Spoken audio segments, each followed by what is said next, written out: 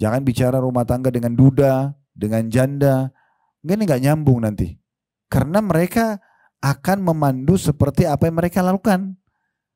Ujung-ujungnya apa? Cerai saja, saya juga pernah begitu kok. Nah, kan begitu solusinya. Dan ini tidak tepat, karena rumah tangga itu disuruh untuk dipertahankan, bukan dirusak. Apapun pemicu yang kita anggap bisa jadi pemicu rumah tangga itu yang nanti akhirnya membuat kita tersinggung, membuat kita jadi tidak nyaman dengan pasangan, dari awal dikomunikasikan baik-baik. Jangan libatkan orang ketiga kecuali ahlinya, gitu kan? Kemudian selalu saja buka lembaran-lembaran baru. Kita selalu buka lembaran baru. Kalau ada masalah, dibicarakan, dan selalu saya sarankan jemaah jangan dinginapkan. Selesaikan pada saat itu. Duduk, bicarakan, pecahkan, yang benar memaafkan, yang salah minta maaf. Lalu buka lembaran baru lagi. Dan jangan suka ungkit-ungkit kembali. Allahu Rabbi wal Islamu dini wa Muhammadan Rasulullah. Assalamualaikum warahmatullahi wabarakatuh. Alhamdulillah, selalu saja lisan kita memuji Allah Subhanahu wa taala atas segala nikmat yang dilimpahkan kepada kita, terutama nikmat Islam dan iman. Karena dengan nikmat Islam dan iman kita jadi punya panduan hidup. Kita jadi tahu siapa pencipta alam semesta ini, dan juga kita jadi tahu tujuan kita berada di muka bumi ini. Dan semua fasilitas ini ada untuk apa? Serta juga kita punya panduan hidup yang mengetahui mana yang boleh, mana yang tidak boleh, yang boleh dinikmati, yang tidak boleh dari makanan, minuman, pergaulan, pendapatan, dan apapun yang membuat roda kehidupan di muka bumi ini bisa berjalan. Dan ini nikmat yang sangat besar, karena dengan Muslim kita jadi tahu semua itu. Tuhan kita Allah, tujuan kita diciptakan mengabdi kepada Allah. Kita hanya boleh menikmati apa yang dihalalkan dan menjauhi apa yang dilarang, sehingga kita punya panduan hidup dan akhirnya kita mendapatkan kesempurnaan kehidupan di dunia dan juga di akhirat nantinya. Selain itu juga ada nikmat kesehatan, keturunan, harta, dan segala macam hal yang mungkin kita sudah sama-sama rasakan. Allah Subhanahu wa taala memerintahkan kita untuk menikmati dan bersyukur kepadanya. Dan kalimat syukur Allah jadikan mudah sekali dengan susunan dua kata, yaitu Alhamdulillah. Maka jadilah orang yang selalu mengucapkan kalimat ini. Selanjutnya kita panjatkan salam hormat kita kepada utusan Allah Nabi besar Muhammad sallallahu alaihi wa alihi wasallam, sebagaimana Allah telah perintahkan kita untuk mengucapkan salam hormat tersebut. Seperti biasa, Bapak Ibu sekalian, terutama ibu-ibu yang hadir, karena memang mayoritasnya majelis taklim kita ibu-ibu, kita akan melanjutkan bedah buku kita 40 nasihat memperbaiki rumah tangga, yang ditulis oleh Syekh Dr. Muhammad bin Saleh Al-Munajjid. Jadi kita sudah menyelesaikan di pertemuan yang lalu tentang nasihat yang pertama. Pentingnya seseorang memilih pasangan yang baik. Laki-laki memilih wanita yang salihah dan perempuan memilih laki-laki yang saleh. Dan bagaimana itu adalah pondasi dasar kebahagiaan dalam rumah tangga.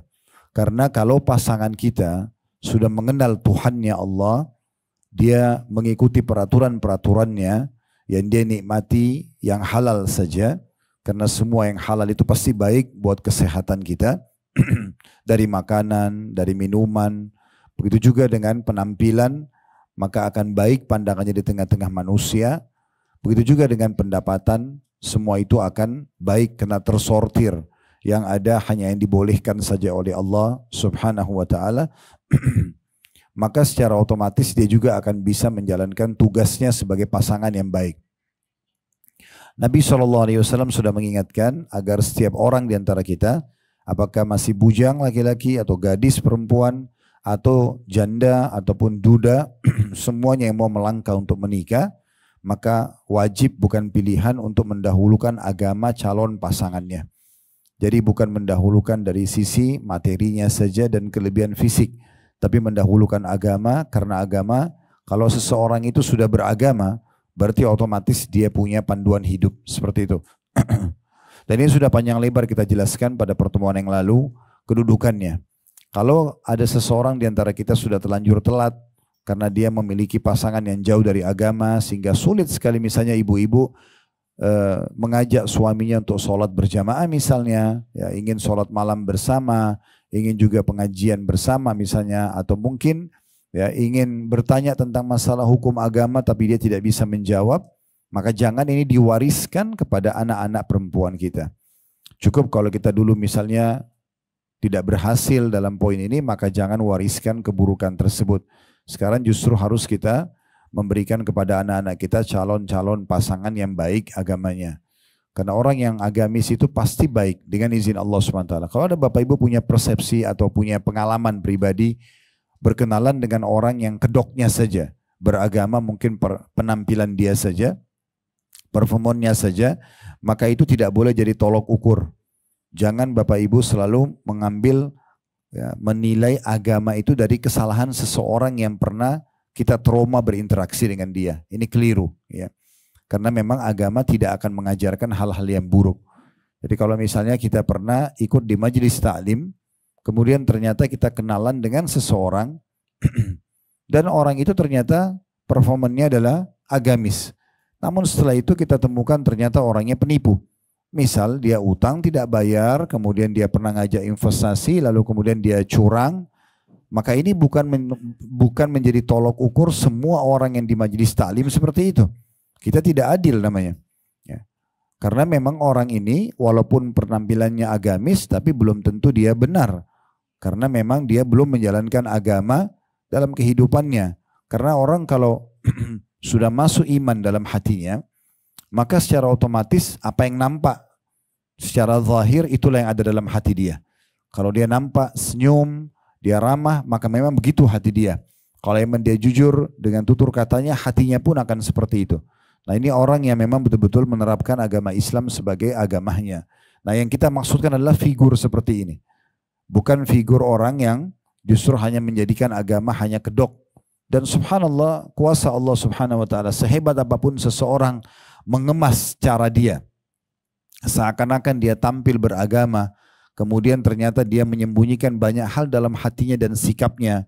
Allah punya cara membongkar itu nanti.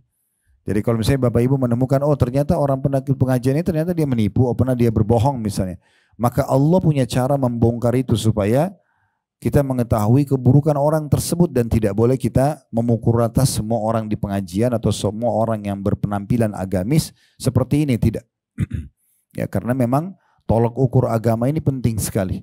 Ya, penting sekali.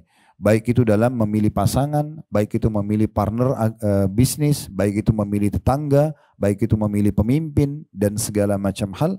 Ini selalu Islam menyuruh kita mendahulukan orang-orang yang agamis, yang betul-betul memang seorang praktisi dalam kehidupan sehari-harinya. Jadi bukan hanya penampilannya, gitu ya. Saya pernah punya pengalaman ngisi di salah satu majelis taklim di Jakarta ini. Cukup lama berjalan pengajian tersebut, memang sepekan sekali. Dan pernah ada orang-orang pengajian itu pada mesan buku-buku pada saat itu, dan kami siapkan buku itu langsung dari penerbitnya. Setelah itu saya kirim bukunya, tinggal proses pembayarannya. Rupanya kesepakatan waktu itu mereka akan datang ke tempat saya untuk membayar saja langsung. Mereka tidak mau melalui transfer, mereka juga tidak langsung mau ke penerbitnya. Maka saya menerima, baik silakan. Saya kaget waktu itu Bapak Ibu sekalian, ada seorang ibu datang ke rumah, saya kebetulan lagi sama istri di rumah, dan dia turun dari mobilnya tapi memang mohon maaf tidak berhijab. Bahkan pakaiannya sangat jauh dari yang biasa kami lihat di pengajian gitu ya. Sampai saya tidak kenal ibu itu. Setelah dia pamit, istri saya panggil saya, ini ada seorang ibu mau ketemu, tapi dia juga heran karena kok ada orang yang tidak berhijab. Biasanya selalu kalaupun ada yang berinteraksi, umumnya sudah berhijab kalau datang ke tempat kami. Dan pada saat saya keluar, saya bilang baik kalau gitu temani saya saja, kita ngobrol sama-sama, mau dengarin apa keinginan ibu tersebut. Begitu duduk ngobrol, karena pakainya tidak berhijab, saya duduk dengan arah yang berbeda, cuma istri saya yang berhadapan dengan dia. Terus kemudian saya tanya, ya apa yang bisa dibantu Bu? Terus dia bilang, Ustadz gak kenal saya. Saya bilang enggak. Ternyata dia ketua majelis taklim. Ya. ketua majelis taklim yang selama ini sekian tahun saya bina gitu. Tapi karena dia datang tidak berhijab, saya nggak kenal. Dan akhirnya dia bilang, mohon maaf Ustaz, memang saya berpakaian seperti itu hanya di taklim saja. Ya, dia bahasakan gitu, saya kalau di luar memang saya belum berhijab. Maka saya datang hanya untuk membawa amanah uang ini yang dari teman-teman pengajian. Oh ya, saya bilang silakan, nanti dikasih ke istri saya aja Bu. Kemudian saya tinggal, habis itu istri saya lah yang menulis catatan segala macam pada saat itu. Tapi sempat mengagetkan buat saya gitu. Akhirnya yang bisa kita ambil kesimpulan sederhana adalah, oh ternyata majelis itu hanya dibuat seperti model atau apa ya, cuman barang testimoni, seremoni saja. Padahal kalau di pengajian luar biasa hijabnya. Pakai hijab syariah besar, tertutup semuanya. Jadi ini satu hal yang mengagetkan saya, tapi ini pengalaman. Alhamdulillah saya tidak menyebutkan nama, saya nggak sebutkan majelis taklim, tapi ini pernah terjadi. Ini contohnya kadang-kadang orang hanya menjadikan agama sebagai kedoknya saja. Hanya formalitas, sayang sekali. Begitu juga banyak orang yang pergi haji, umroh, pergi hijab. Begitu pulang di pesawat aja belum tiba di Jakarta sudah berubah semuanya. Jadi seakan-akan pengalaman spiritual yang Allah mudahkan dia untuk menginjakkan kaki di Madinah sama Mekah yang harusnya mengubah keadaan keimanan dia yang dia bisa rasakan dalam hatinya untuk lebih dekat dengan Allah itu hanya ditinggal di Mekah saja. Selesai di sana udah kembali lagi dengan kesalahan dia yang lalu. Ini sayang sekali. Nah ini bukan figur orang seperti ini yang kita maksudkan. Tapi figur orang yang memang ada orang, tidak ada orang, di Indonesia atau bukan di Indonesia tetap aja dia agamis. Tetap dia berpenampilan seperti apa adanya, muslimahnya. Ya. Saya punya pengalaman seorang dosen kami di Madinah dulu. Beliau mengajar materi Hadir Alam Islami. Ini materi tentang wawasan tentang apa namanya geografis Islami. Ya. Jadi kondisi seluruh dunia ini dipetakin dalam materi itu. Berapa sih jumlah persentase Muslim di Brazil, kemudian ini umumnya di Amerika Latin misalnya, kemudian berapa jumlah masjid, berapa jumlah sekolah, bagaimana kondisi umat Islam dengan pemerintahan setempat, itu semua dulu pernah ada materinya kami pelajari. Beliau bercerita salah satu pengalamannya, dia pernah ke Amerika sama istrinya, sama anak-anaknya, dan karena mereka memang orang agamis dari dalam hatinya, dia berangkat dari Saudi dengan pakaian lengkap muslim dan muslimahnya, sampai di Amerika pun sepanjang pergi pun sama, istrinya kebetulan bercadar, maka sepanjang di Amerika hampir sebulan tetap aja dia berpenampilan yang sama gitu. Dan dia tidak pernah khawatir, oh nanti orang akan ejek kah di sana, orang akan salahkan ya. Ini adalah kepribadian saya sebagai seorang muslim, maka saya tampil seperti ini. Saya tidak berbuat kriminal kok, apa yang harus dikhawatirkan. Sampai dia cerita, dia bilang saya masuk ke satu supermarket besar, kami belanja, pas tiba di kasir, belanjaan kami cukup banyak karena ini kebutuhan rencana 1 bulan tinggal di sana. Mereka biasanya beli kebutuhan lalu mereka tinggal di apartemen, lalu mereka masak sendiri gitu. Nah pada saat tiba di kasir, tiba-tiba kasirnya mengatakan pemilik supermarket ini memberikan Anda bonus gratis, nggak usah dibayar semuanya. Dan kalau bisa orang itu ingin bertemu dengan Anda. Kata dosen kami ini, baik saya ketemu. Dia bilang saya ketemu, ternyata pemiliknya orang Yahudi. Lalu orang Yahudi itu mengatakan, apakah Anda tahu kenapa, ini bukan kita bicara Yahudinya ya, karena memang apalagi kasus Gaza sekarang memang sangat menyakitkan bagi kita. Tapi ini cerita belasan tahun yang lalu, tentang pengalaman yang kita ingin datangkan adalah bagaimana orang kalau berpegang pada agamanya itu Allah punya cara untuk melindungi mereka dan memberikan solusi dan banyak kemudahan dalam hidup mereka. Lalu kemudian si pemilik supermarket itu mengatakan pada dosen kami, kira-kira Anda tahu kenapa saya gratiskan dan kenapa saya undang Anda ketemu saya di sini? Kata dosen saya tidak. Saya pun ingin bertanya itu kenapa. Dia bilang karena saya kagum Anda sekeluarga ya, datang ke negara yang bukan negara Anda dan bukan negara Islam, tapi Anda masih bisa mempertahankan pakaian dan ciri khas Islam Anda. Justru mereka non muslim itu kagum melihat orang-orang seperti ini. Gitu kan. Akhirnya dia bilang saya gratisin karena itu biasanya orang Dari negara-negara Islam pun kalau datang ke sini malah memang sengaja perempuannya buka hijab, malah laki-lakinya berpenampilan lebih terbuka lagi dari laki-laki di sini mungkin ya. Dan mereka minum minuman keras. Ini yang Anda cari, semua makanan yang ada label halalnya. Jadi tetap menjaga status muslimnya gitu. Ini contohnya. Jadi harusnya kita memahami orang agamis itu orang yang memang praktisi dalam kehidupannya. Bukan dia jadikan agama itu hanya kedok di depan orang lain. Nah itu sebenarnya pesan kita di nasihat yang pertama dulu. Jadi kalau mencari pasangan, mencari partner bisnis, ya mencari pemimpin, memang kita tujuannya mencari orang yang betul-betul mempraktikkan agama dalam kehidupan dia. Sehingga memang dia pada saat jujur, dia jujur karena Allah. Ada orang, tidak ada orang, dia tetap jujur. Gitu kan.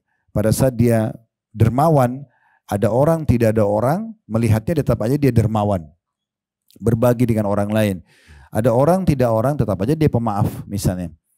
Dan memang dia jauh dari sifat menipu, kasar misalnya, dan yang hal-hal yang buruk yang dijauhkan dalam agama. Nah ini akan tercermin dari orang-orang yang agamis itu, yang orang-orang yang praktisi ya dalam kehidupannya. Nah itu kurang lebih gambarannya. Jadi kalau kami sarankan Bapak Ibu sekalian, dalam kedepannya, karena saya yakin mungkin di sini semua pada umumnya sudah berumah tangga, mungkin sudah punya keturunan, bahkan mungkin ada yang sudah punya cucu. Maka kalau dulu kita melangkahnya dengan pasangan bukan yang agamis, sehingga kerepotan sekali untuk mengingatkan sholat, mengingatkan tutup aurat, mengingatkan pendapatan halal, dan seterusnya, maka jangan lagi itu diwariskan kepada anak keturunan kita. Justru harusnya kita tutupi kesalahan kita dengan cara memandu mereka kepada pasangan yang baik. Rezeki itu Bapak Ibu sekalian sudah tercatat. Kata Nabi Muhammad SAW dalam hadis yang sahih, tidak akan wafat satu jiwa kecuali semua rezekinya sudah diberikan kepadanya. Kalau rezeki seteguk air ini Bapak Ibu sekalian adalah rezeki saya tidak akan mungkin meninggal kecuali ini akan sampai kepada saya. Pernah lihat ada orang mungkin dari awal hidup dia susah, tetapi pada saat dia sudah menjelang tua, tiba-tiba dapat warisan dan punya harta banyak. Pernah lihat nggak? Hah? Mana ini? Masih hadir gak ini? Hah? Jadi itu akan sampai ke dia. Rezeki itu akan sampai. Kita tidak akan meninggal Bapak Ibu sekalian sampai nafas terakhir yang Allah catat itu kita tarik, baru kita meninggal dunia. Seteguk air kita akan minum. Pernah juga duduk di rumah, lagi santai tiba-tiba ada yang antarin makanan. Kita lagi makan di restoran, tiba-tiba ada yang bayarin. Rezeki sampai. Atau sebaliknya, pernah nggak Bapak Ibu kita beli makanan, bawa pulang ke rumah, niatnya ingin makan, tapi setelah kita cek di kulkas berapa jam kemudian sudah dimakan sama anak-anak. Pernah ya? Itu rezekinya mereka. Oh iya, karena itu bukan rezeki kita, itu sudah rezeki dia, akan sampai ke dia. Saya karena fahami teori agama ini, saya pernah dari Surabaya, kebetulan saya beli makanan kesukaan saya, dan saya bawa, lagi nunggu di lounge di bandara, karena saya pikir masih lama, sejam lagi pesawat, saya sambil nyusun materi, pas panggilan, saya buru-buru tutup laptop, lupa makanan itu. Nanti sudah tiba di Jakarta baru saya ingat. Terus saya mengatakan, subhanallah, yang sudah menyiapkan makanan itu untuk pemiliknya, bukan buat saya ini. Memang bukan saya yang harus makan, yang makan itu pemiliknya nanti. Allah akan atur begitu.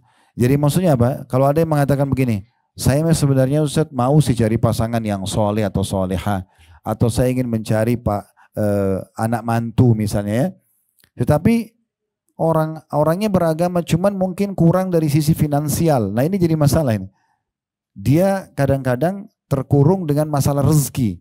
Dia belum paham kalau rezeki itu sudah tercatat. Dan jangan lihat keadaan orang hari ini. Mungkin hari ini dia biasa saja. Bisa saja minggu depan, bulan depan, tahun depan dia berubah menjadi baik. Banyak sekali orang yang saya kenal kemarin cuma pakai sepeda. Mungkin 5-6 tahun ke depan sudah berubah dengan kendaraan mewah, tinggal di tempat yang paling bagus gitu kan. Itu bisa terjadi, bukan mustahil. Tapi kalau agama nggak bisa. Dia nggak bisa instan. Ya. Orang yang udah ikut taklim aja 10 tahun, kadang-kadang masih melakukan pelanggaran agama. Ya, apalagi kalau orang yang baru saja. Oleh karena itu untuk mencari ini penting sekali masalah pasangan. Baik, ini saya reviewkan sedikit apa yang kita bahas pada yang lalu ya. Dan saya sudah memberikan solusi kalau Bapak Ibu menghadapi permasalahan dalam rumah tangga, misal maaf ini, anaknya sulit untuk diatur. Nasehatin gak mau dengar, selalu bantah orang tua, keluar rumah tanpa izin, pulang telat, nginap rumah temannya. Ini permasalahannya, salah satu solusinya itu dinikahkan. Sebentar saya jelaskan. Ya, saya sudah tahu mungkin kok bisa ya, karena bagi kita itu sepertinya agak rancu ya, kenapa kok dinikahkan. Tentu kita bicara ini di umur yang sudah balik, sudah mungkin SMA atau ke atas ya. Bukan saya bicara SMP ke bawah, enggak. Kenapa? Karena Bapak Ibu sekalian, kalau kita tidak menikahkan dia dengan mendatangkan satu piring lagi makanan di atas meja makan kita buat anak mantu, dan anak kita kondisinya akan aman, ya, itu akan memiliki efek yang lebih besar. Dia akan ugal-ugalan di luar sana. Mana yang kita pilih? Kalau anak kita laki-laki, dia memiliki istri di kamar di rumah kita, dan akhirnya kalaupun hamil adalah jelas itu adalah dari istrinya, dan anak yang lahir yang merupakan nanti calon cucu kita itu adalah benar, jalur nasabnya benar, atau kita biarkan saja dia dalam kondisi dia, bahkan kita dengan egoisnya, ya, mengatakan dengan arogannya, nggak boleh nikah sampai kamu selesai sarjana misalnya, padahal kondisi dia tidak seperti itu. Maka pasti dia akan buat perempuan-perempuan di luar sana banyak yang hamil di luar nikah. Atau dia melakukan hubungan yang haram sehingga dia terkena penyakit kelamin misalnya. Itu banyak sekali terjadi. Yang mana dipilih? Ini atau yang ini? Sekarang kalau kita sedang menghadapi satu masalah, ada konflik dalam kurung di sini, tanda kutip, maka kita harus memikirkan solusinya. Bukan lagi menanyakan kenapa terjadinya. Nah ini, dan solusi itu paling bagus di awal-awal kejadian. Ya. Jadi kalau awal kita sakit langsung kita berobat, maka itu akan sangat luar biasa dibandingkan kita biarin dulu berapa hari, makin parah baru kita mau berobat, gitu kan? Maka seperti itu solusinya. Ini kalau anak-anak kita memang kondisinya secara kejiwaan seperti itu. Ada beberapa jemaah yang praktikin, ternyata berubah sekali. Ada yang sampai menyampaikan kepada saya, Ustadz, anak saya tadinya laki-laki ini susah diatur, dia nggak bisa punya tanggung jawab, semuanya selalu diingatkan, kamarnya berantakan, ini dan segala macam. Setelah saya bilang, kenapa nggak dinikahkan? Awalnya kaget, kok bisa? Iya. Sudah umur berapa? 17-18 tahun. Terus nanti dia mau beri makan apa, Ustadz? Baik, jangan pikirkan beli makan apa dulu, pikirkan keselamatan dia dulu.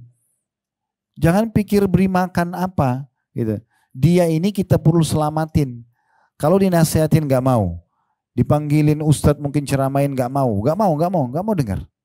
Selalu ugal-ugalan sama temannya. Nggak ada. Ini orang harus ada satu orang yang menemani dia, yang secara intens itu yang selalu mengingatkan. Tidak ada yang seefektif pasangan hidup. Tetangga bantal dia yang bisa menasihatin dia. Ternyata betul. Coba dicariin wanita yang baik, solehah, dinikahkan. Tiba-tiba laporannya adalah, kok anak saya ini berubah jadi totalitas berubah. Merasa kayak punya tanggung jawab. Kemudian mulai nanya ke orang tuanya, saya harus kerjakan apa supaya saya bisa memberikan makan istri saya. Ya, padahal walaupun dia tinggal di rumah situ. Kemudian berubah semua, berubah. Yang tadinya tidak mau sholat, istrinya sudah sama-sama ngajak dia sholat. Ada terjadi perubahan. Ini salah satu solusi yang ditawarkan dalam agama. Makanya kata Nabi SAW, ya ma'syara syabab, wahai anak-anak yang masih muda, man istata' minkumul ba'a falyatazawwaj. Siapa yang sudah mampu melakukan interaksi biologis, dia laki-laki menumpahkan sperma, akhirnya dia mulai hari itu tahu tanggung jawab dia sudah harus memberikan makan istrinya sebagaimana dia makan. Dia cuma mampu beli satu bungkus nasi uduk, ya bagi dua. Di mana dia bernaung, tidur di tempat tidur 1 kali 2 meter pun, di sofa, disitulah dia tidur bersama istrinya. Nah seperti itu tanggung jawab dia.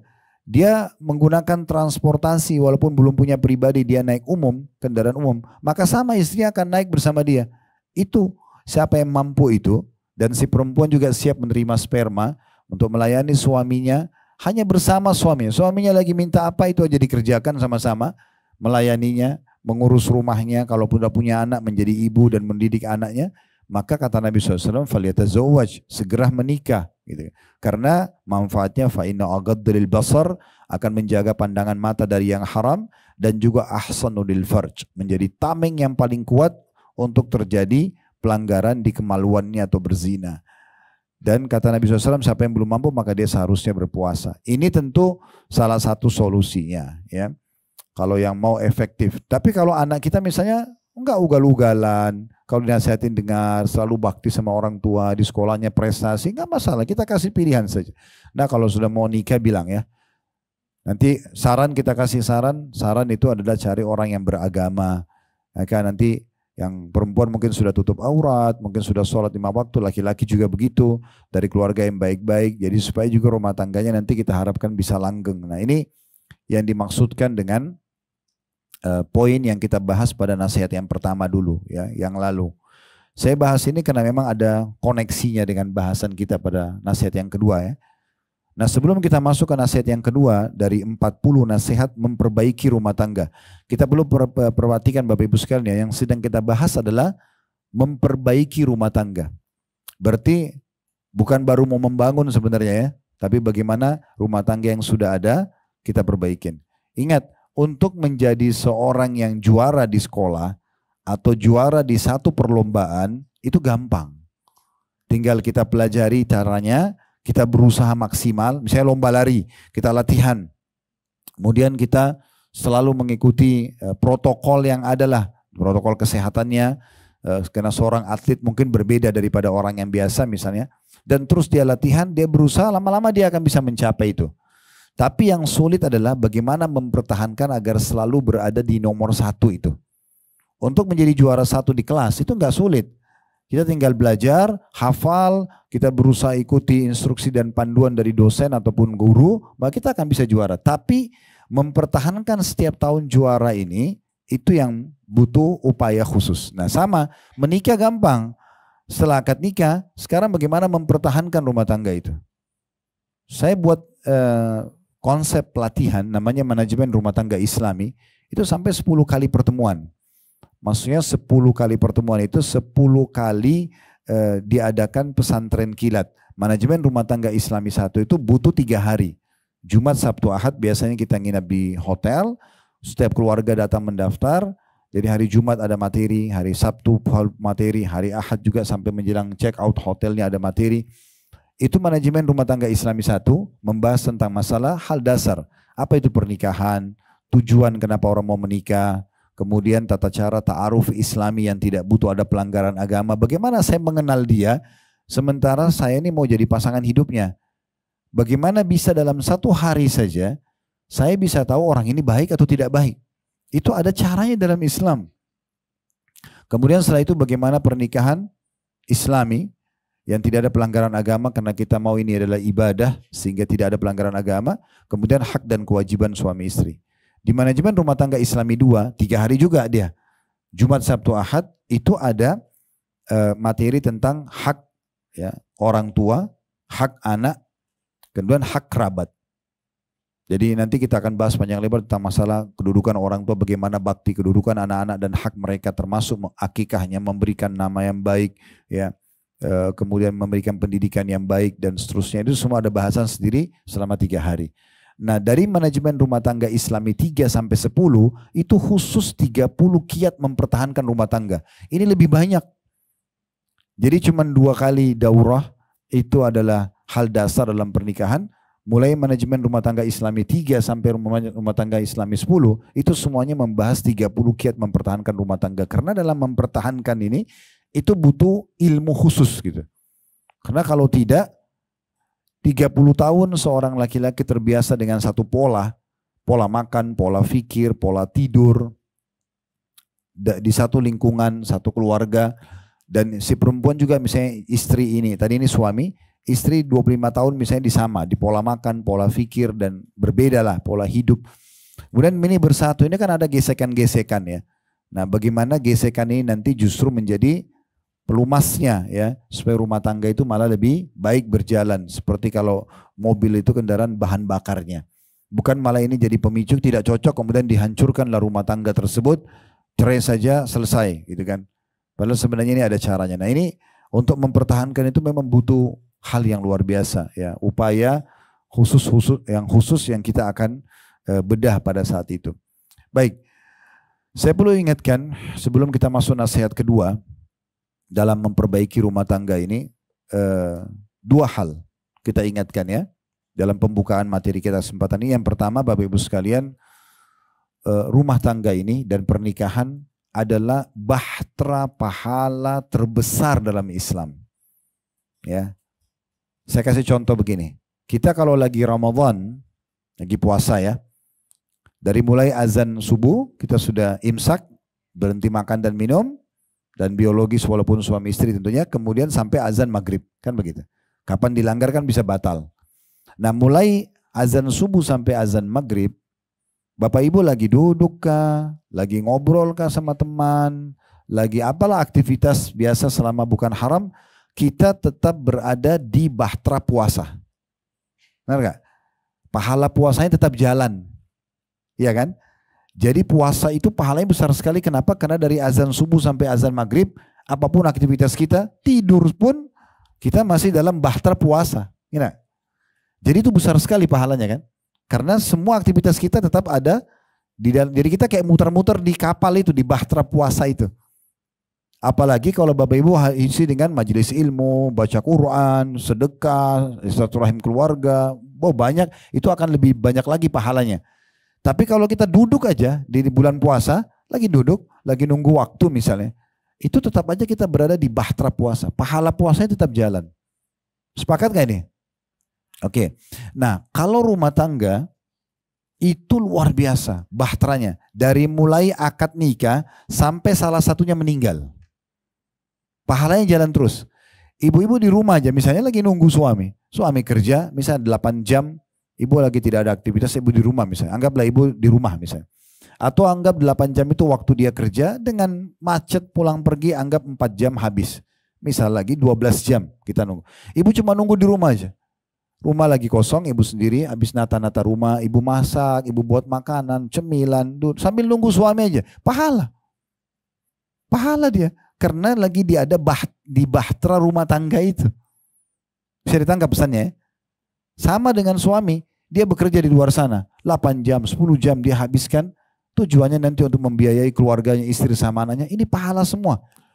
Pas kita ketemu interaksi, senyum, salaman, cumbuan, biologis, apalah mendengarin curhatannya, bantu, itu semua pahala. Gak ada sesuatu yang tidak ada nilainya. Berarti rumah tangga itu adalah bahtera pahala yang paling besar dalam Islam. Kalau kita bisa pertahankan ini, sampai salah satu di antara kita meninggal dunia, sehingga bersama di dunia, kalau tidak bercerai di dunia, maka akan bersama juga di akhirat. Nah ini orang-orang yang sukses dalam masalah rumah tangga yang maksimal adalah seperti itu. Mereka di dunia bersama, di akhirat juga bersama. Gitu kan? Dan ini tentu harus ada kendaraannya, katanya tadi agama. Agama yang bisa membuat orang bertahan sehingga akhirnya dia bisa mengerti, oh kalau dia benar dia memaafkan, oh kalau dia salah dia minta maaf dan selalu buka lembaran baru. Begitu agama ajarkan. Ya. Tidak ada egoisme, nggak ada mengatakan karena benar kemudian main zalim kepada pasangannya, enggak. Tapi bagaimana dia rangkul, kamu salah, ayo kita perbaikin yuk. Manusia yang salah, oke maafin saya, sama-sama kita perbaikin ya. Begitu terus selalu buka lembaran baru. Islam mengajarkan begitu. Sehingga bahtera ini selalu aman saja. Kalau orang mengikuti ajaran agama Islam. Dan itulah sebabnya juga kenapa majelis kita ini ada dan membahas tentang masalah rumah tangga. Untuk bagaimana mempertahankan bahtera pahala yang paling besar. Ya. Kalau senyum dengan seorang muslim di luar sana pahalanya besar. Kata Nabi SAW, jangan pelit-pelit dengan amal soleh walaupun kecil. Ya, bahkan walau kamu hanya bertemu dengan saudara muslim dalam kondisi tersenyum. Senyum sembah muslim itu pahala. Bagaimana senyum dengan pasangan? Ya, bisa setiap saat kita lakukan. Oleh karena itu, syaitan, iblis, Bapak Ibu sekalian tidak mau rumah tangga yang sudah kita jadikan sebagai bahtera pahala terbesar itu bertahan. Ya, kata Nabi SAW dalam hadis yang sahih, iblis itu punya singgasana di lautan dan dia setiap hari ya ditemui oleh anak cucunya atau prajuritnya untuk melapor. Saya baru membuat seseorang mabuk, saya baru membuat seseorang berkelahi, saya baru membuat seseorang mencuri. Bagi iblis dianggap biasa. Sampai ada yang datang melapor mengatakan saya baru menceraikan suami istri. Nah pada saat dia mengatakan saya baru menceraikan suami istri, Di saat itu iblis tersenyum, kata Nabi SAW, lalu dia mengatakan, sungguh kamu adalah jagoannya. Lalu oleh iblis diberhentikan tugas sudah. Itu prestasi terbesar. Oleh karena itu semua yang bisa memicu akhirnya muka kita cemberut, ya, kita bersangka buruk dengan pasangan, emosional, ini semua tidak boleh ada kalau dalam rumah tangga idealnya. Dengan cara membangun komunikasi yang baik, yang benar memaafkan, yang salah minta maaf, lalu membuka lembaran baru. Poin penting juga, jangan pernah libatkan dalam rumah tangga kita yang bukan ahlinya. Ya. Nggak boleh ya kita bicara masalah rumah tangga dengan orang yang tidak faham. Dan juga ya, hanya menyampaikan, kalaupun kita ketemu dengan ahlinya, kita hanya meminta nasihat dan solusi saja. Bukan curhat ya. Bukan curhat. Kalau curhat bukan sama manusia. Siapa ahlinya? Ya para ahli agama. Bapak Ibu punya masalah dalam rumah tangga, nanyanya sama ustadz sama ustazah. Bukan sama tetangga yang tidak paham agama, bukan pada teman-teman yang memang hidupnya juga ugal-ugalan. Setiap malam melakukan pelanggaran agama, misalnya malah maksiat kepada Allah. Lalu kita tanya saran mereka, ini nggak bakal ada solusinya kecuali keburukan, gitu kan? Atau orang yang gagal berumah tangga lalu ditanya, nggak mungkin ini nggak akan memberikan hasil yang kita harapkan, gitu ya. Jadi cuman bicara, seperti kalau Bapak Ibu sakit, konsulnya ke dokter. Ya. Kalau Bapak Ibu sakit, lalu datangnya ke warung di sebelah rumah, nanya, saya lagi sakit kepala, obatnya apa ya? Dia nggak tahu. Mungkin dia pernah kebetulan minum obat merek A, sembuh. Lalu kemudian dia bilang, saya pernah minum ini, cuma saran. Bisa efektif, bisa enggak kan? Tapi kalau kita ke dokter, ke ahlinya, saya sakit kepala dok, sudah berapa lama? 3 hari. Apa saja, ada rasa ini enggak, ada rasa itu enggak, mual enggak, ini dan segala macam. Oh enggak, ini sudah tulis resep sembuh. Kan gitu. Kalau datang ke ahlinya, nah, begitu juga tentang masalah agama ini. Saya nemukan banyak sekali kasus rumah tangga karena posisi kami sebagai dai Bapak Ibu sekalian, kasus-kasus rumah tangga ini luar biasa. Jadi kadang-kadang bertengkar pada hal-hal yang tidak diperlukan pertengkaran itu. Sama sekali nggak diperlukan. Omong kosong aja gitu. Hanya karena tersinggung pesanannya lupa dibawa, situ pemicu awalnya, ributlah, cemberut-cemberutan, atau cemburu buta, bukan pada tempatnya, semua dicemburuin. Mertuanya dicemburuin, iparnya dicemburuin, ini salah tempat semuanya nih. Sehingga akhirnya tidak nyamanlah pasangannya, mulailah sering cekcok, dan akhirnya berlanjut tidak lagi langgeng rumah tangga tersebut. Kalau dibiarkan terus, maka iblis akan berusaha untuk membuat perceraian terjadi. Dan ini yang harus hati-hati sekali. Jadi saya sarankan adalah jangan libatkan orang ketiga kecuali ahlinya dan datang kepada ustadz pun atau ustazahnya konsultasi. Terjadi seperti ini, suami saya ucapin kalimat tolak dalam kondisi dia emosi, jatuh atau tidak. Itu namanya konsultasi. Nanti ustadz atau ustazahnya akan mengatakan, oh kalau dalam kondisi emosi ada pendapat ulama yang mengatakan jatuh, ada yang mengatakan tidak, gitu kan. Kemudian dia memberikanlah solusi, sebaiknya rumah tangga itu dijaga dengan cara begini, selesai. Kalau curhat, tuangkan semua ceritanya, itu hanya kepada sang pencipta saja. Wudu, pakai mukenanya ibu-ibu, sholat sunnah, niat sholat sunnah taubat 2 rakaat, kemudian tuangkan semua dalam sujud. Jangan angkat kepala kita dari sujud kecuali sudah tuangkan semua. Ya Allah suami saya begini, ya Allah anak saya begini, ya Allah tolonglah. Semua minta apapun, detail, sebutkan satu persatu kepada Allah. Nah itu benar. Akan datang solusinya. Makanya kata Nabi SAW, mintalah segala sesuatu dan besarkan itu, karena yang sedang kalian minta adalah sang pencipta Allah yang maha mulia. Kata Aisyah radhiyallahu anha, mintalah segala sesuatu kepada Allah walaupun tali sendal kalian. Semuanya kita minta. Ya, supaya Allah subhanahu wa ta'ala terlibat, itu benar. Sehingga Allah punya cara, karena kalau kita lagi nikmat, Bapak Ibu sekalian, yang ciptakan kita Allah, yang ciptakan nikmat itu Allah, yang bisa mempertahankan hanya Allah. Kalau kita sedang ada masalah, yang ciptakan kita Allah, yang ciptakan masalah itu Allah, yang bisa memberikan solusi hanya Allah. Maka nanti Bapak Ibu akan memangkas panjang sekali masa hidup kita yang terbuang sia-sia kalau kita hanya bicara sama manusia. Kalau kita sibuk dari fulana, nggak selesai. Dan ada orang subhanallah keliru. Ini mohon maaf saya tidak kenal ibu-ibu yang hadir di sini tentunya. Saya cuma menyampaikan global. Kalau pas ada yang saya sampaikan ini adalah oh kebetulan memang kasusnya, itu jangan dianggap karena saya paham ya. Saya nggak tahu, saya bicara. Karena Bapak Ibu kalau bicara dengan mendengarkan ceramah seperti ini, kalaupun ada di Amerika, dari seorang da'i, atau yang ada di Timur Tengah, maka akan sama bahasanya. Bukan karena berbicara tentang kasus individual, tapi bicara tentang hukum agama secara global. Ya, gitu. Jadi hati-hati sekali dalam masalah menghadapi rumah tangga. Saya pernah lihat Bapak Ibu sekalian, kejadian depan mata saya sendiri, itu rumah tangganya bercerai gara-gara sang ibu ini, sang istri, kalau ada masalah sama suaminya, selalu konsultasi dengan adiknya yang masih gadis. Kakak punya masalah begini, kakak punya masalah begitu. Akhirnya si anak gadis ini karena tidak paham dari pengalaman rumah tangga, dia pusing, dia bilang, kak udah cerai aja. Gitu. Kakaknya lucunya ikutin. Setelah bercerai, adiknya akhirnya menikah. Setelah menikah, adiknya dia sendirian di rumah, dia baru kepikiran. Dia baru nyesal kenapa dia harus cerai dulu. Itu bukan pada ahlinya, contoh saja. Gitu kan. Jadi jangan bicara dengan itu. Jangan juga, maaf, ini saya juga tidak tahu status Bapak Ibu ya. Jangan bicara rumah tangga dengan duda, dengan janda. Ini nggak nyambung nanti. Karena mereka akan memandu seperti apa yang mereka lakukan. Ujung-ujungnya apa? Cerai saja, saya juga pernah begitu kok. Nah, kan begitu solusinya. Dan ini tidak tepat, karena rumah tangga itu disuruh untuk dipertahankan, bukan dirusak. Nah ini gambaran yang pertama yang saya harus titik beratkan, jadi dijaga baik-baik Bapak Ibu sekalian.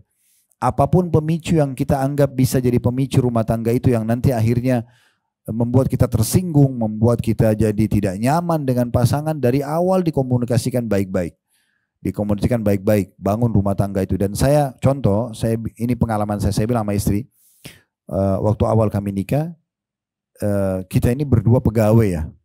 Kita berdua ini pegawai, staff di satu perusahaan namanya rumah tangga. Nama perusahaannya rumah tangga. Ya, kalau kita di perusahaan kan PT apa, ini rumah tangga, ini adalah perusahaannya. Saya sama kamu sama-sama pegawai. Ada ownernya loh ini, ada pemiliknya rumah tangga ini, itu adalah Allah. Kalau saya jalankan tugas saya dengan baik, kamu juga jalankan tugas kamu dengan baik, kita akan dapat gajinya. Umum seperti itu.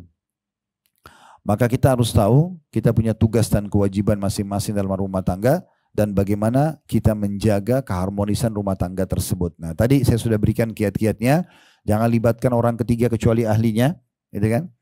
Kemudian selalu saja buka lembaran-lembaran baru. Kita selalu buka lembaran baru. Kalau ada masalah dibicarakan, dan selalu saya sarankan jemaah jangan dihinapkan. Selesaikan pada saat itu. Duduk, bicarakan, pecahkan, yang benar memaafkan, yang salah minta maaf. Lalu buka lembaran baru lagi. Dan jangan suka ungkit-ungkit kembali. Ya. Jadi kalau pernah bertengkar sama suami, ibu-ibu, bapak juga begitu mungkin, ya. Dan sudah selesai nih, udah saling minta maaf. Itu isi WA-nya semuanya dihapus. Ya. Jangan disimpan. 1 tahun kemudian lagi duduk minum teh enak-enak bersama-sama, terus kemudian terlintaslah pembicaraan tentang yang pernah pemicu konflik, lalu kemudian ibu bilang, kamu juga pernah begini, mungkin suaminya sudah lupa.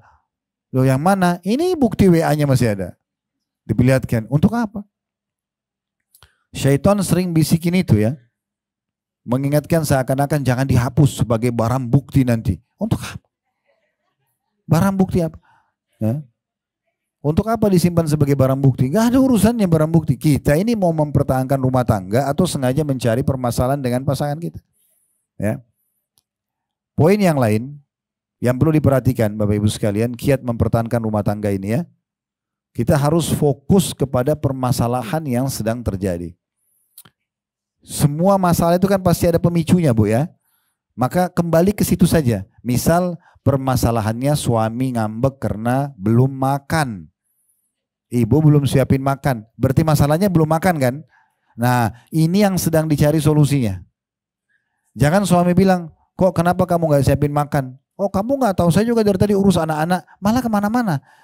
Udah, oh ya maaf ya, saya siapin sekarang. Selesai, clear. Kalau enggak, itu akan jadi masalah.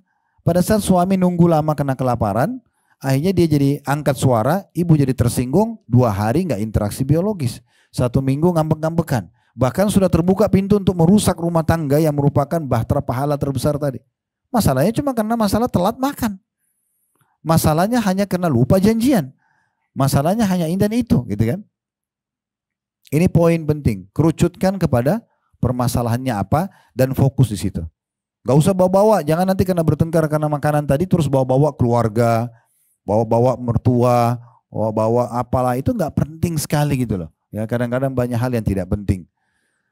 Kemudian juga sisi yang lain, kiat selanjutnya agar rumah tangga itu bisa dipertahankan Bapak Ibu sekalian ya. Jadi sudah cukup banyak kita sebutkan ya, jangan libatkan kecuali ahlinya ya, kerucutkan ke permasalahan, kemudian pecahkan dari situ, selalu buka lembaran baru dan jangan diinapkan permasalahan itu, diskusikan, yang benar memaafkan, yang salah minta maaf ya. Ini poin-poin yang perlu sekali diperhatikan. Kemudian juga jangan pernah mendengar ya informasi-informasi dari luar. Saya bilang gini sama istri saya, kalau ada informasi sesuatu tentang kamu, saya akan tanya dari kamu. Saya nggak akan dengar orang lain. Orang mau sampaikan apapun di kuping saya nggak percaya. Saya percaya kamu sekarang. Saya akan tanya, ini benar terjadi? Kalau iya bilang iya, selesai. Jujur, kita perbaikin. Kalau enggak ya enggak, selesai. Gitu. Apapun orang bicara bagi saya adalah ini pasangan hidup saya. Karena kalau kita tidak punya prinsip seperti itu, Bapak Ibu sekalian, semua orang bisa ngerusak rumah tangga kita. Ya. Makanya pernah saya sebutkan itu pada pertemuan yang lalu ya, kita harus punya prinsip sederhana saja. Ini contoh bagaimana melahirkan prinsip dalam hidup ya. Kalau Bapak Ibu lagi mau pergi makan ke satu restoran, sama teman-teman misalnya, restoran itu terkenal nasi gorengnya. Lalu kita pergi ke sana rame-rame. Pas tiba di sana kita lagi buka buku menu, ternyata ada gambar mie goreng. Hati kita lagi pengen mie goreng. Semua pada beli nasi goreng. Udah ada apa-apa pesan mie goreng aja. Walaupun tujuan pertama tadi kita mau makan nasi goreng. Ini hanya untuk menanam prinsip aja ya. Nanti teman-teman akan tanya, kok kenapa kamu nggak makan ini nasi goreng yang terkenal loh? Ya nanti saya cicipin punya kamu sedikit. Saya lagi pengen mie goreng. Nggak apa-apa, punya prinsip. Karena kita lagi pengen itu. Ini dasar sekali ya. Nah contoh misalnya kalau dalam rumah tangga. Bapak Ibu, ini saya pernah kasih contoh di pertemuan yang lalu. Kalau kita sama suami sudah sepakat, oh tembok rumahnya warna krem seperti ini, kusen kayunya warna coklat tua seperti itu, misalnya karpet yang kita pakai ini dan semuanya ya, sofanya apa segala macam, ini sudah kita pilih. Masuk kendaraan juga, kita pilih kendaraan dengan merek tertentu misalnya. Maka itu adalah pilihan kita. Ya, suami istri yang memang harusnya menjadi satu partner yang baik. Jangan ada tetangga datang, kok rumah kamu warna krem sih? Orang yang tidak punya prinsip bilang apa? Emang kenapa? Menurut kau warna apa yang bagus? Oh menurut saya warna biru.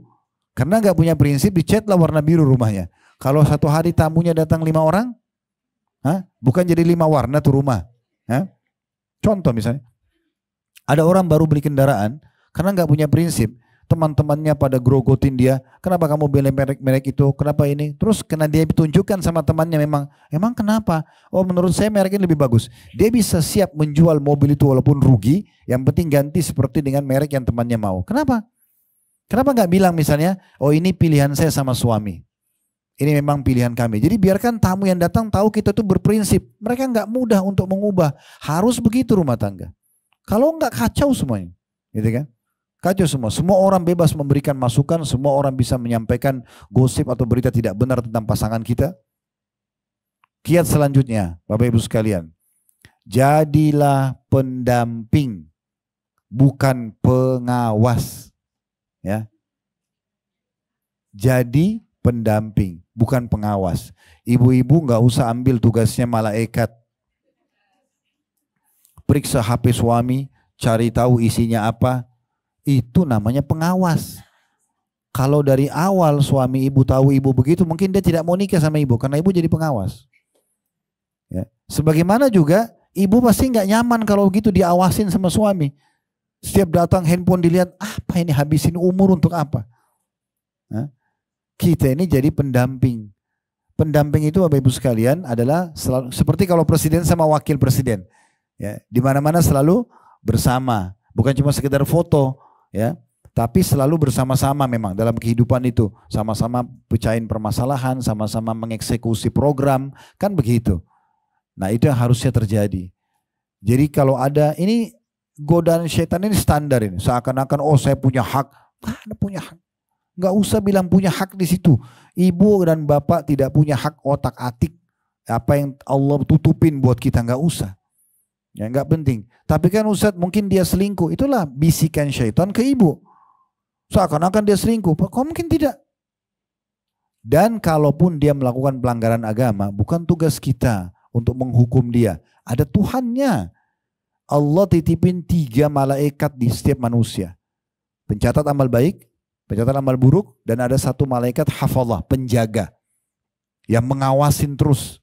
Nggak pernah tidur, nggak dibayar ini bodyguardnya nih. Hah? Udah jangan ambil tugasnya, nggak usah. Terus gimana solusinya Ustaz? Ibu mau kiatnya supaya ubannya berkurang, ya, kerutannya berkurang, ya. Itu Bapak Ibu gini sederhanakan. Kalau masalah itu terlihat depan mata, memang Allah lihatkan kita kesalahan itu terjadi, di situ baru kita luruskan. Kalau kesalahan itu tidak kelihatan, tidak usah dicari-cari. Salah satu manajemen dalam ekonomi ya, yang di Amerika sendiri itu ditolak sebenarnya oleh pakar ekonomi, namanya manajemen konflik. Pernah dengar gak? Saya dulu waktu S2, kebetulan saya masuk di manajemen pendidikan waktu itu. Kebetulan saya yang disuruh buat sama profesornya makalah tentang manajemen konflik. Saya pun bingung. Waktu itu awal, apa ini manajemen konflik? Tapi setelah saya kumpulkan banyak literatur dan referensi, oh ternyata ini dibuat oleh beberapa orang di Amerika. Mereka muncul persepsi mereka, kalau di satu perusahaan tidak ada konflik berarti tidak sehat. Jadi pemilik perusahaan itu sengaja taruh dompetnya sembarangan, sengaja lahirin konflik. Dia sengaja suruh pegawai ini mata-matain pegawai yang itu. Dia sengaja lahirin konflik karena menurut dia kalau tidak konflik berarti tidak sehat, ada yang dirahasiakan. Nah ini bahaya sekali nih. Manajemen ini sangat bahaya, gitu kan? Dan perlu saya sampaikan waktu saya lihat literaturnya semua, waktu itu dibuat pun di Amerika, ini ceritanya berapa belas tahun yang lalu ya. Itu di sana saja banyak orang yang nolak itu di dalam ilmu ekonomi. Tapi ini sayangnya saya lihat di dalam rumah tangga banyak yang pakai manajemen konflik ini. Jadi kalau suaminya tenang-tenang saja, kayaknya ada apa-apa nih. Nggak mungkin tidak ada yang dirahasiakan. Lu kenapa? Orang tidak ada apa-apa, akhirnya pasti kamu ada rahasia deh. Pasti yang tadinya nggak ribut jadi ribut. Rahasia apa nih? Ributlah yang tidak masuk akal. Kadang-kadang suami juga begitu, sibuk. Cek suaminya kemana, istrinya kemana, buat apa ini. Habis umurnya untuk itu, kenapa? Kita ini diciptakan oleh Allah untuk berzikir, untuk baca Quran, untuk senang. Tenang aja, kenapa harus lahirkan konflik dalam hidup kita? Ya. Jadi jangan pakai manajemen konflik, nggak bisa. Selalu saja curiga. Ya.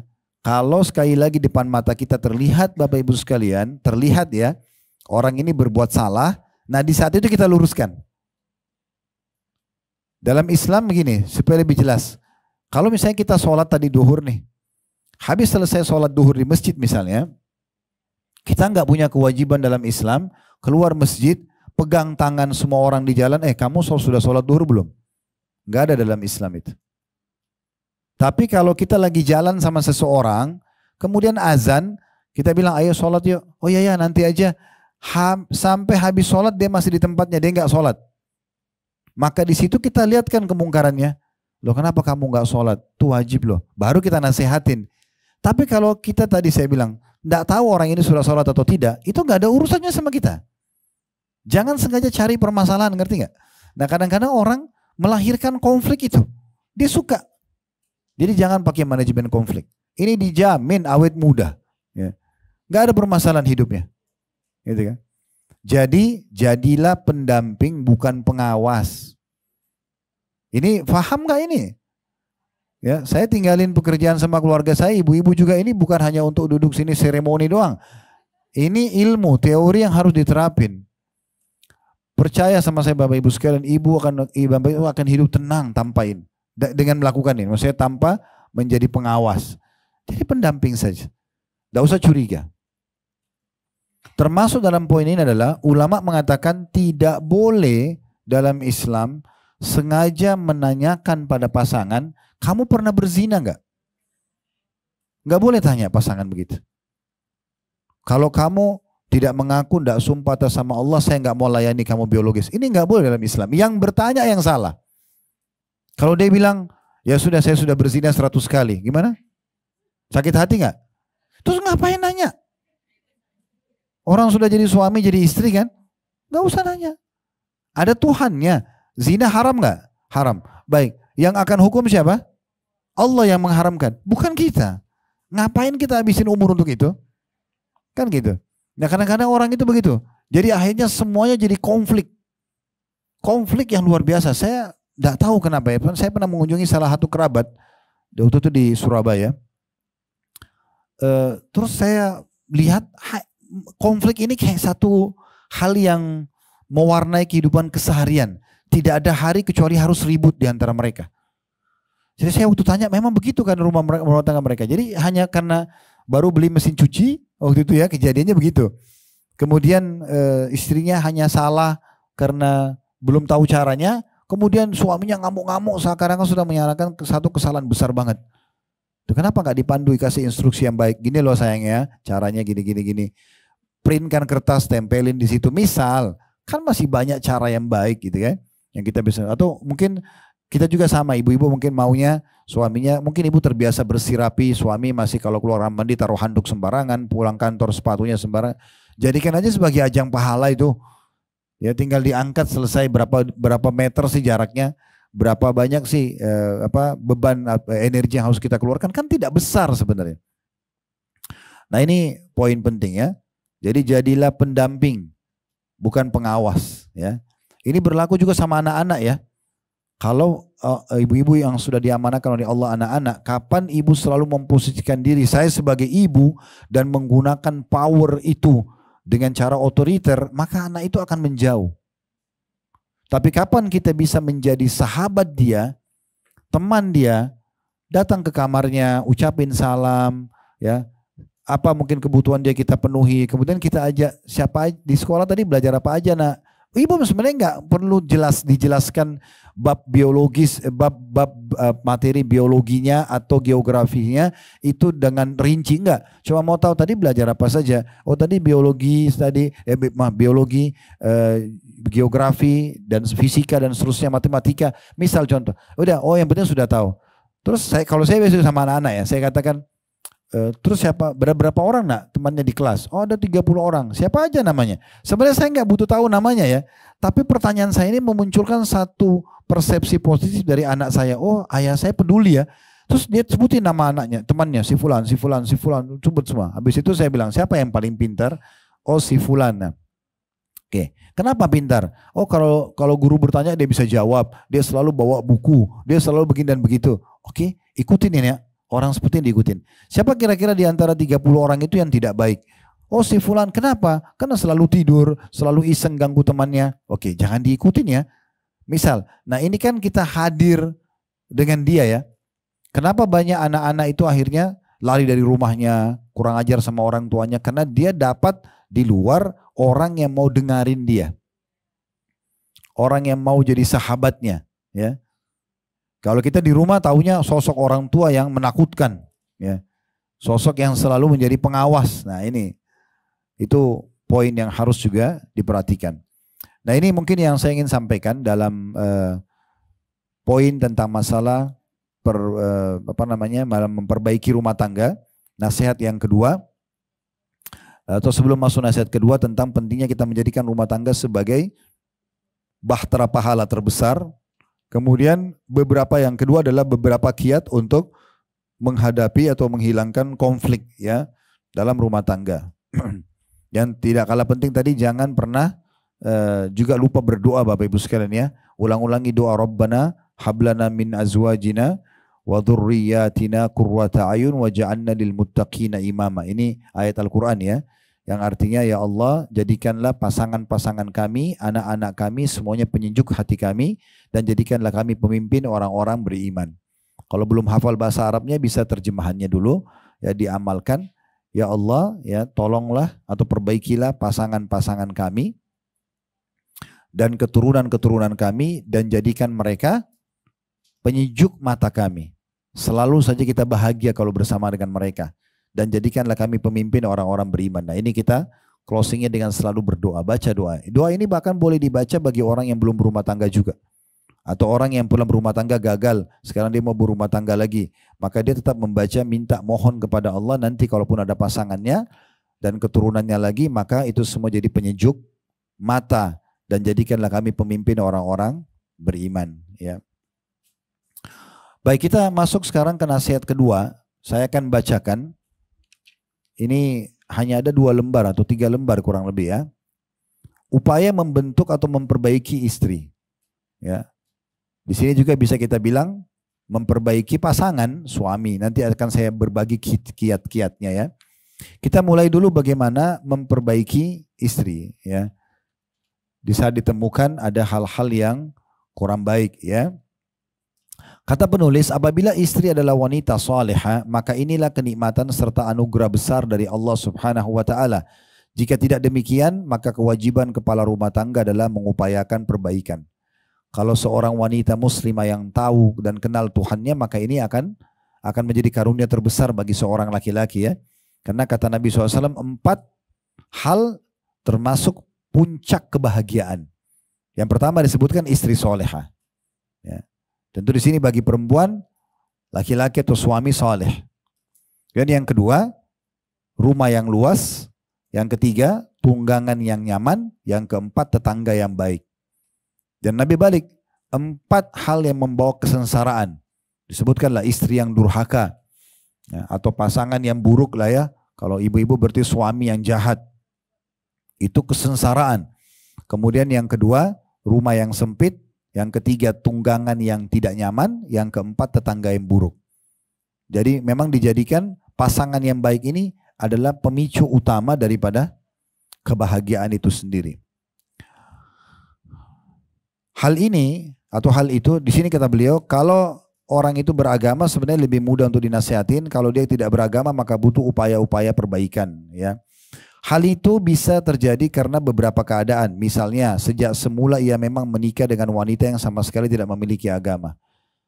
Pemicu-pemicu rumah tangga yang banyak menjadi masalah karena memang dasarnya bukan karena agamanya dia menikah. Nah, itu pemicu utama tadi yang sudah dari awal saya berikan penjelasan itu ya. Jadi banyak orang anggap remeh, bagaimana caranya orang agama mau beri makan apa gitu.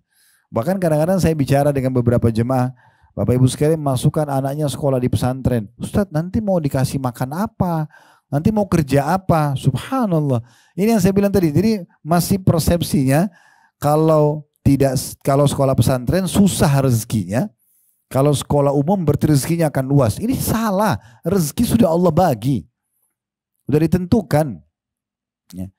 Ada banyak orang saya kenal, maaf ini, tidak ada pendidikan formalnya. Tapi luar biasa kaya raya. Ada urusannya gitu. Kan gitu. Banyak orang gitu. Ada orang yang mungkin tidak terlalu tahu tentang masalah kesehatan tapi badannya sehat terus. Ada orang tahu kesehatan malah sakit dan mati duluan. Waduh, kuasa Allah SWT. Ya. Jadi harus benar-benar pikirkan masalah agama ini menjadi skala prioritas gitu ya. Karena laki-laki tersebut dulunya memang tidak mempedulikan persoalan agama atau ia menikahi wanita tersebut dengan harapan kelak ia bisa memperbaikinya. Nah ini poin penting ya. Jangan menikah Bapak Ibu sekalian. Kalau kita sudah terlanjur melangkah ya sudah. Sekarang tinggal anak-anak. Jangan melangkah dengan membawa banyak PR. Pekerjaan rumah ini. Kita sudah tahu nih. Laki-laki yang akan kita nikah ini dasarnya playboy orangnya nih. Gonta ganti pacar. Lalu kemudian kita menikah sama dia. Habis itu kita berharap dia setia. Masuk akal nggak? Nyambung nggak? Bagaimana caranya? Dia sudah tahu ini sebenarnya dia ini pacar ke-100 yang dinikahi ini. Sebelumnya sudah ada 99 wanita lain. Sebelumnya ada 99 laki-laki yang lain kalau perempuan gitu. Terus dinikahi sama dia. Coba kira-kira ini bisa setia di rumah? Nggak bakalan. Ya. Itu udah biasa. Banyak kasus rumah tangga, perempuan selingkuh dalam rumah tangganya karena memang sebelum nikah sama suaminya dia punya beberapa orang pacar memang. Udah terbiasa dengan beberapa laki-laki. Begitu menikah, dia nggak bisa sama satu laki-laki. Karena itu persepsi dia. Nah ini bahaya sekali. Jadi jangan bilang, oh enggak apa-apa deh, nanti saya yang nasehatin. Nanti saya yang perbaiki itu jadi pahlawan kesiangan. Gak ada gunanya. Menikah sama perempuan pelacur, perempuan laki-laki yang pelacur, yang maksudnya kehidupannya memang itu udah biasa deh ya. Pantai pijit, tempat maksiat, zina itu udah biasa bagi mereka. Karaoke maksiat itu udah biasa. Terus kemudian kita tiba-tiba jadi pahlawan kesiangan, tidak apa-apa nanti kalau nikah sama saya, misalnya ibu bilang gitu, nanti saya coba bantu kamu supaya kamu sadar. Omong kosong, habis umur untuk itu. Kenapa enggak dari awal orang yang sudah sholat? Kenapa enggak dari awal orang yang sudah puasa? Orang yang sudah agamis, kenapa harus cari PR? Kan gitu. Itu enggak baik, enggak benar. Itu juga dengan anak mantu kita, ya. Untuk anak-anak hati-hati sekali. Ya. Karena setetes sperma yang masuk ke rahim ibu, kalau laki-laki itu buruk ya, dan ibu hamil, maka sudah cukup membuat setetes sperma itu, membuat si laki-laki buruk ini menjadi status ayah anak kita selamanya. Selamanya, abadi. Dunia dan akhirat. Tidak bisa kita ubah. Sama laki-laki, sekali dia teteskan sperma di rahim yang salah, ya, bukan orang yang agamis, bukan orang yang suci, ya, orang yang selalu jual sembarangan kemaluannya sana sini, maka begitu hamil, maka si perempuan tersebut sudah cukup untuk mendapat status ibu anak dia selamanya. Gak bisa diperbaiki. Makanya kata Nabi SAW, takhayyaru linutafikum, pilih baik-baik tempat kalian meletakkan benih kalian. Hati-hati sekali dalam pilih pasangan. Ya. Kita aja kalau pilih makanan, cari makanan yang paling berkualitas, yang paling bagus. Masa pasangan yang akan tidur sama kita tetangga bantal, teman kita untuk ngomong, untuk curhat, terus kemudian tiba-tiba main sembarangan saja kan tidak mungkin. Ya.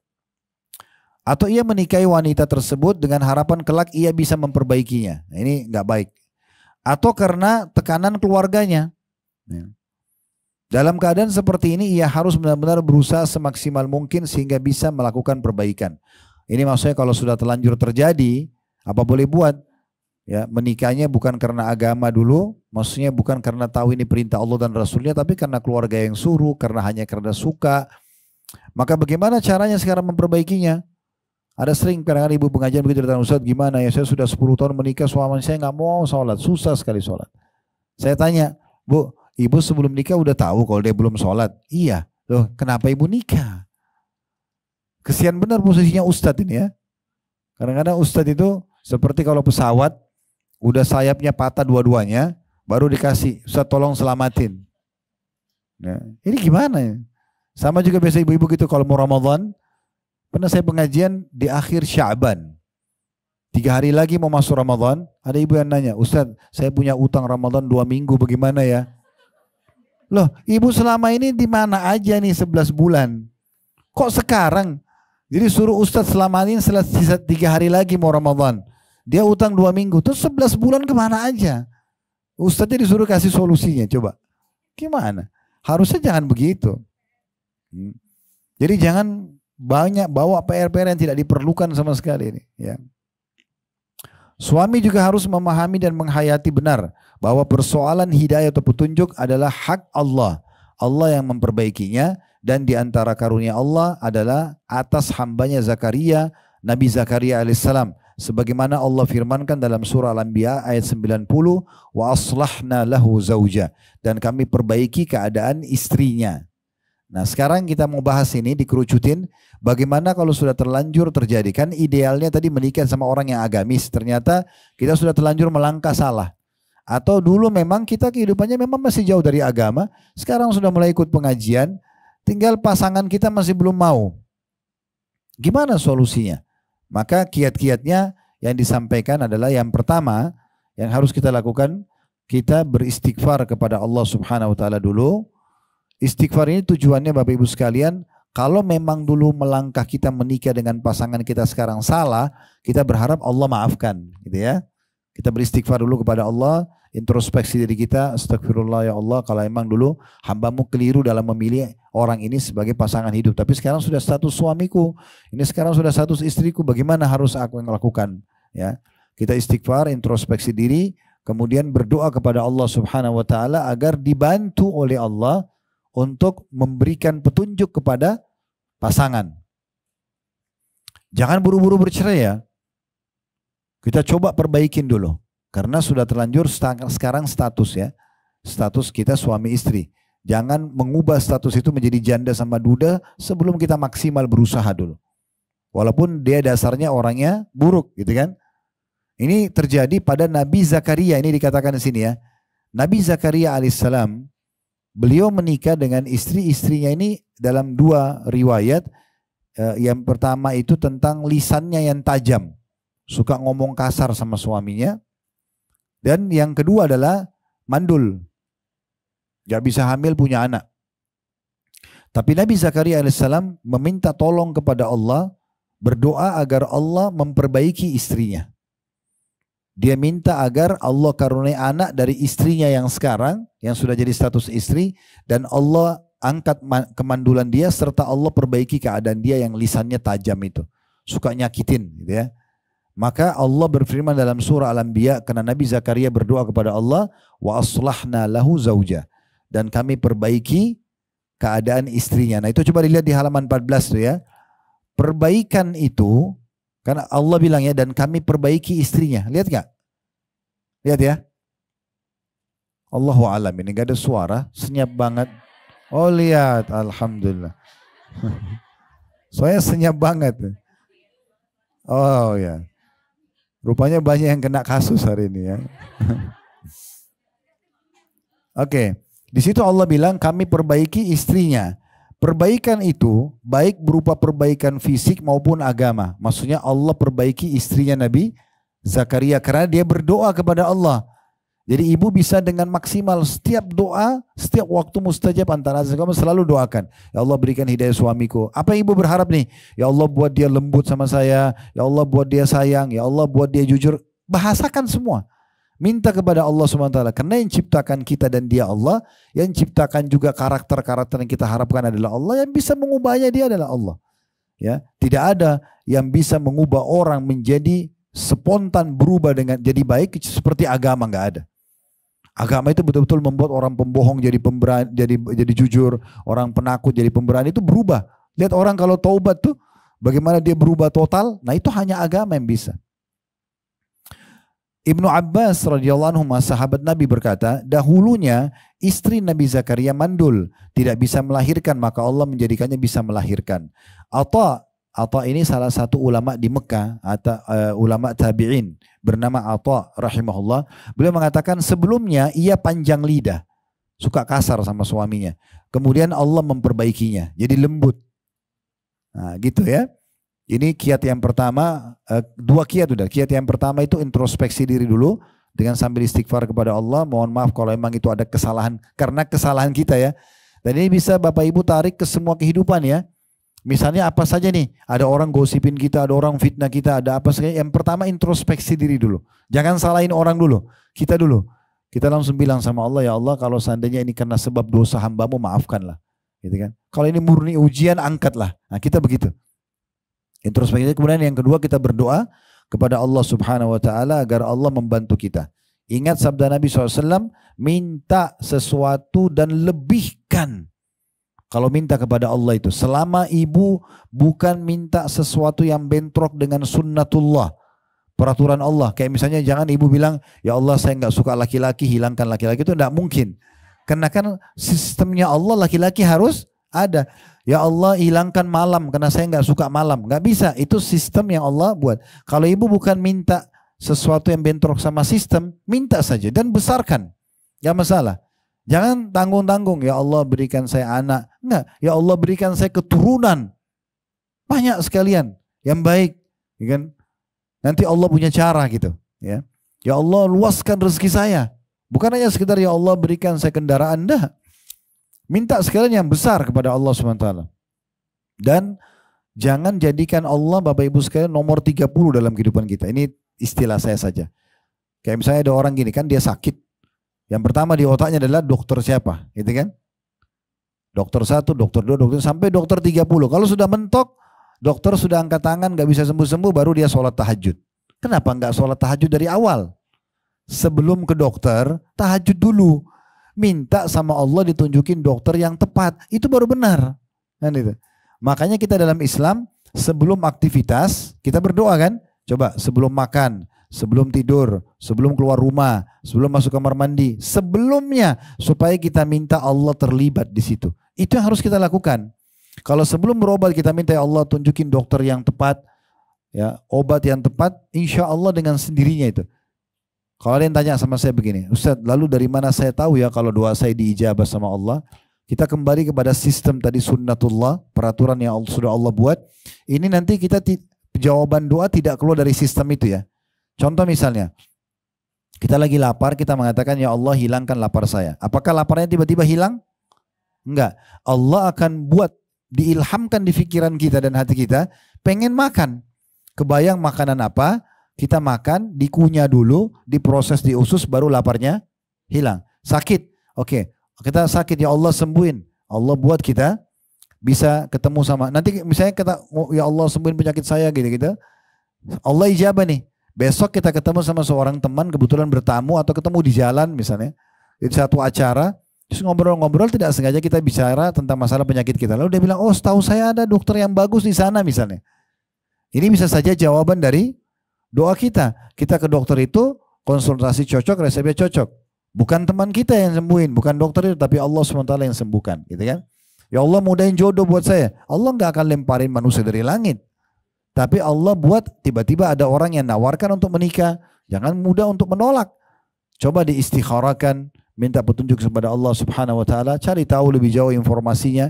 Yang penting ingat jangan membuka pintu-pintu dosa sehingga akhirnya justru ternodai niat baik kita untuk menikah itu, ya. Memulainya dengan perzinahan misalnya atau hal-hal yang lain ini jangan. Jadi mulai dengan hal-hal yang dibolehkan saja dalam agama. Nah seperti itu gambarannya. Baik, yang pertama itu. Kemudian di sini dikatakan beberapa metode memperbaiki istri. Tadi itu yang pertama kita keep ya. Sekarang kita akan masuk ke poin yang kedua. Bagaimana caranya memperbaiki pasangan ya. Tadi itu dari saya itu masalah dua poin, introspeksi diri sambil istighfar kepada Allah, dan yang kedua berdoa sama Allah. Ini saya bacakan dulu. Ada dua poin yang disampaikan oleh penulis menurut beliau. Nanti baru kita kembali menambah poin yang ketiga dari kiat yang saya akan sampaikan. Kata beliau beberapa metode memperbaiki istri. Yang pertama, memperhatikan dan meluruskan berbagai macam ibadahnya kepada Allah Subhanahu Wa Taala. Kupasan dalam masalah ini ada dalam bahasan berikutnya. Maksudnya nanti akan ada penjelasan setelah ini di nasihat yang ketiga di buku kita.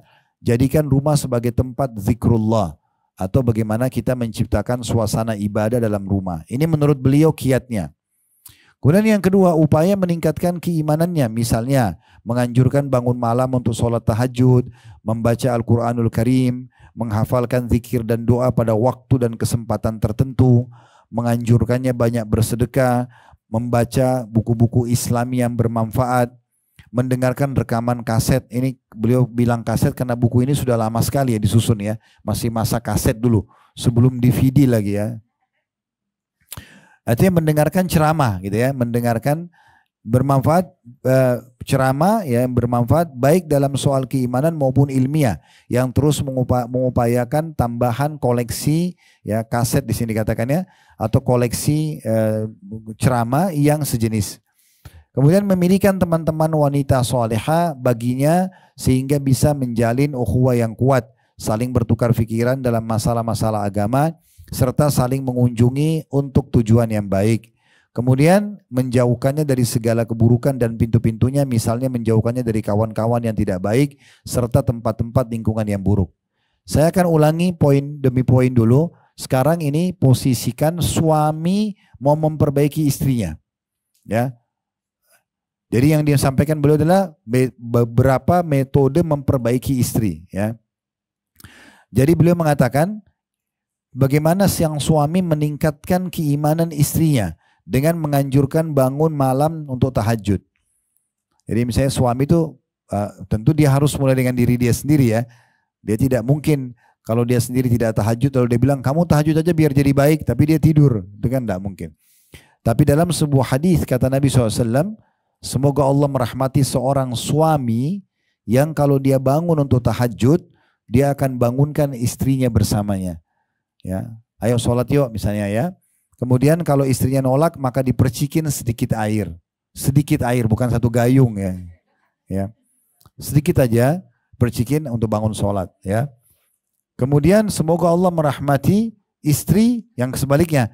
Dia bangun sholat malam, kemudian dia membangunkan suaminya untuk sholat malam bersamanya. Kalau suaminya nolak maka dia percikin sedikit air di wajahnya. Kata Nabi SAW, kalau keduanya bangun, kemudian dua-duanya sholat, maka akan dicatat keduanya sebagai laki-laki dan perempuan yang banyak berzikir kepada Allah.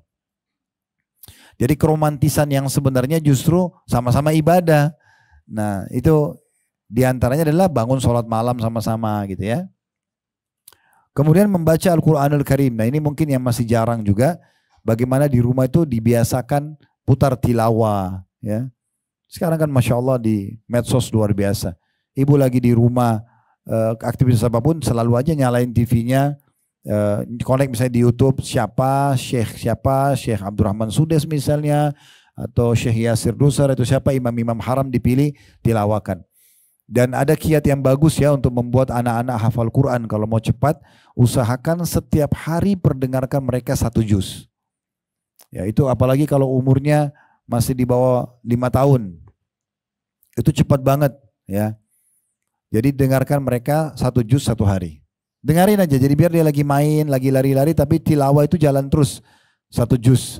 Hari ini, besok juz 1, hari ini juz 1, besok juz 2, besok misalnya juz 3, sampai 30. Habis itu ulangi lagi di hari ke-31 dari pertama. Insya Allah nanti kalau dia sudah mulai bisa ngomong, dengan sendirinya nanti akan lebih mudah dia menghafal. Karena dia sudah terbiasa dengar tilawah. Seperti kalau kita biasa dengarin dia musik, ya biasa kan pernah lihat anak-anak mungkin sekali 2 kali dia dengar, nanti tiba-tiba dia lantunin sendiri tuh. Karena cepatnya mereka menangkap. Ya, dan jangan kurung diri kita Bapak Ibu sekalian, maksudnya kurung anak-anak kita di diri kita gitu. Maksudnya jangan jadikan kita sebagai tolok ukur. Saya kasih contoh begini. Pernah ada satu sekolah SD sama SMP SMA kalau ingat saya di daerah Depok, mereka minta saya jadi penasehatnya. Saya bilang baik silakan. Nah salah satu yang pernah mereka datang bawa kepada saya yang rencananya jadi kurikulum di sekolah itu adalah hafal Al-Quran 30 juz selama SD. Jadi kelas 1 sampai kelas 6 SD itu kelas 1 5 juz, kelas 2 5 juz, kelas 3 5 juz, sampai nanti kelas 6 berarti sudah 30 juz hafal Quran. Cuma mereka sempat ragu, mereka bilang sama saya, Ustadz kira-kira berat gak ya buat anak-anak SD hafal 1 tahun itu, kelas 1 SD itu dengan 5 juz. Saya bilang dia akan berat kalau antum menjadikan itu adalah persepsi diri antum sendiri. Karena antum sendiri mungkin masih belum bisa menghafal 30 juz. Jangan itu ditarik ke anak-anak. Mereka punya potensi sangat besar. Jangan dikurung. Jangan anggap, oh mampu gak ya anak saya. Lakukan, kasih aja dulu. Gitu kan. Jangan sampai kita mengatur misalnya gurunya, udah ya anak saya jangan terlalu banyak hafalannya nanti dia gak kuat, kesian. Itu karena dia sendiri. Anaknya belum tentu begitu kan gitu. Jangan tarik kemampuan kita, potensi kita kepada anak-anak. Mungkin mereka bisa lebih baik daripada itu. Nah baca Al-Quran ini penting sekali untuk kita biasakan diri kita dengarin tilawah. Kalau kita juga bisa baca fisiknya, Alhamdulillah sekarang cukup banyak aplikasi ya, di handphone kita bisa buka dan kita bisa mengkhatam Al-Quran ya. Saya juga mau berbagi masalah Al-Quran ini di sholat sunnah itu kita bisa pegang handphone ya. Kayak misalnya ya, Bapak Ibu lagi sholat tahajud. Kemudian daripada bacanya inna atayna wal asr terus gitu kan. Nah sekarang kita khatam Quran. Caranya gimana? Komitmen mulai nanti malam misalnya bangun sholat tahajud. Oke. Nah mulailah baca dari Al-Baqarah. Ikutin aplikasi handphone. Mulai dari ayat pertama Al-Baqarah. Misalnya setiap rakaat 5 ayat. Contoh misalnya. Kalau bisa 1 rakaat 10 ayat bagus. Ya. Tapi kalau enggak oke 5 ayat 1 rakaat. Berarti kalau Bapak Ibu sholat 11 rakaat. Anggaplah 10 rakaat pertamanya, 8 rakaat tahajud dan 2 rakaat pertama witir, itu kita baca 5 ayat, 5 ayat, 5 ayat, kali 10 berapa? Hah? Biasanya kalau hitung nafkah cepat. Hah? 50. Kalau hitung duit cepat banget. Kadang-kadang biar malam-malam gelap tetap kelihatan ya. Jadi kita kalau baca 5 ayat per rakaat kali 10 rakaat berarti kan 50 ayat. Tinggal rakaat ke-11 witirnya baca Qul ahadnya gitu kan. Nah itu kan kita berarti satu malam bisa membaca 50 ayat. Belum sholat duha, belum sholat qobliyah, sholat sunnah itu semua boleh. Berarti kan kita bisa mengkhatam Al-Quran tersebut. Yang ketiga, memperbanyak membaca zikir, menghafal ya. Ini selain zikir sholat, ada zikir pagi petang, dirutinkan. Ya, ini bagusnya kalau digabung antara Bapak Ibu baca, kalau sudah hafal alhamdulillah, tapi kalau belum dibaca di aplikasi handphone atau buku zikir pagi petang, dan juga didengarin, ya, didengarin audionya, diputar di rumah supaya terbiasa juga dengan lafaz-lafaz yang benar gitu. Kemudian yang selanjutnya menganjurkan banyak bersedekah, hidupkan sedekah dalam rumah gitu ya. Jadi biasakan mengajak pasangan untuk bersedekah, memberikan sedekah kepada orang lain. Kata Nabi SAW kepada Jabir radhiyallahu anhu, kalau kau masak, lebihkanlah dan berbagilah pada tetanggamu. Kemudian selanjutnya membaca buku-buku Islam yang bermanfaat. Jadi mulai sekarang yang dibeli buku-buku agama, yang dibaca artikel-artikel agama atau artikel ilmiah. Kalau hanya gosip, omong kosong ini nggak usah, ya, nggak usah terlalu jauh ke sana. Nanti akhirnya banyak membuang waktu yang tidak bermanfaat. Kemudian ini mendengarkan ceramah-ceramah yang bermanfaat tadi juga sudah kita jelaskan. Dan selanjutnya bagaimana sang suami itu memilihkan teman-teman yang baik untuk istrinya. Jadi dia memberikan support, dukungan agar berteman sama wanita-wanita salihah. Dan tempatnya cuma masjid dan majelis ilmu. Itu umumnya tempat-tempat mereka berkumpul. Apakah berarti tidak ke mall Ustaz? Enggak, pergi ke mall. Siapa yang larang? Enggak ada masalah. Asal jangan habisin waktu dari mall buka jam 10, tutup jam 10, di situ terus gitu kan. Apalagi kalau Ramadan. Kenapa di sini Bu? Karena nunggu buka puasa. Datang dari jam 10 pagi. Ngapain ini? Kemudian menjauhkan juga sebaliknya teman-teman yang buruk. Ya, menjauhkan teman-teman yang buruk. Baik, ini yang disampaikan oleh penulis ya. Cuman memang karena dia berbicara tentang masalah perbaikan istri, maka kiat-kiatnya seperti itu. Sekarang saya mau kembali kepada poin yang saya susunkan tadi ya. Kita tutup materi kita dengan ini. Tadi saya bilang kiat-kiatnya yang memperbaiki pasangan itu sudah ada 2 ya. Tadi masalah introspeksi diri dulu, kita istighfar kepada Allah. Masalah apapun yang terjadi dalam hidup kita, yang pertama jangan salahin orang lain tapi salahin diri kita dulu. Sambil kita memohon kepada Allah, ya Allah kalau seandainya ini pemicunya adalah saya, maafin saya. Kalau dosa saya, ampuni. Kalau ini ada murni cobaan, ya angkatlah. Kalau ini adalah dia yang salah, berikan dia petunjuk agar dia mengetahui itu kesalahan dan dia meninggalkan. Jadi clear gitu ya. Kemudian berdoa sama Allah. Tentu ini itu tadi introspeksi dirinya ya, muhasabahnya. Kemudian yang kedua adalah kita berdoa. Dan saya bilang selalu baca Rabbana hab lana min azwajina wa dzurriyyatina qurrata a'yun waj'alna lil muttaqina imama. Ya Allah, jadikanlah pasangan-pasangan kami, keturunan kami, penyejuk mata kami, dan jadikan kami pemimpin orang-orang yang beriman. Nah sekarang ini 2 hal yang laki-laki dan perempuan sama-sama lakukan. Laki-laki lakukan kalau sebagai suami dan perempuan lakukan kalau sebagai istri. Sekarang saya masuk yang ketiga. Yang ketiga ini kita akan bedakan antara laki-laki dan perempuan, yaitu kenali karakter pasangan. Kenali karakter pasangan. Nah memang ibu-ibu dan kami laki-laki ini beda. Kita beda karakter. Ya, kita beda karakter. Dan kita bicara karakter dasar sekali dari seorang wanita dominan perasaan. Seorang laki-laki atau pria dominan akal. Nah begini, harus paham cara menghadapinya. Jadi kalau ibu mau memberikan nasihat ke suami, harus paham karakter dia sebagai laki-laki. Dia bukan perempuan. Ya. Dominan akal. Saya kasih penggambaran dulu. Bagaimana itu akal? Kalau ibu mau kasih masukan suami. Akal itu adalah masalah solusi. Jadi kalau ibu lagi ada masalah di rumah, ibu telepon suami. Ini begini. Itu ibu lagi bicara, pikiran dia lagi jalan ke solusinya. Pikiran dia lagi jalan ke solusi. Nah kadang-kadang karena sibuknya dia memikirkan solusinya, sampai-sampai dia lupa bilang sayang misalnya. Ibu jangan tersinggung. Karena dia sedang mikirkan permasalahan ibu. Jangan begitu tutup, malah ibu lupain permasalahan bocornya rumah, hanya karena ibu dia lupa bilang sayang. Kamu sudah ada wanita lainnya, kenapa kok sekarang tidak bilang sayang? Padahal mungkin suaminya tadi itu buru-buru tutup telepon karena memang dia buru-buru untuk memikirkan jalan keluarnya. Akal itu laki-laki selalu gitu, ada masalah solusi, ada masalah solusinya. Memang gitu akal berpikir. Beda dengan perasaan ya. Kalau perasaan itu dia merenung dulu lama baru pikir solusi.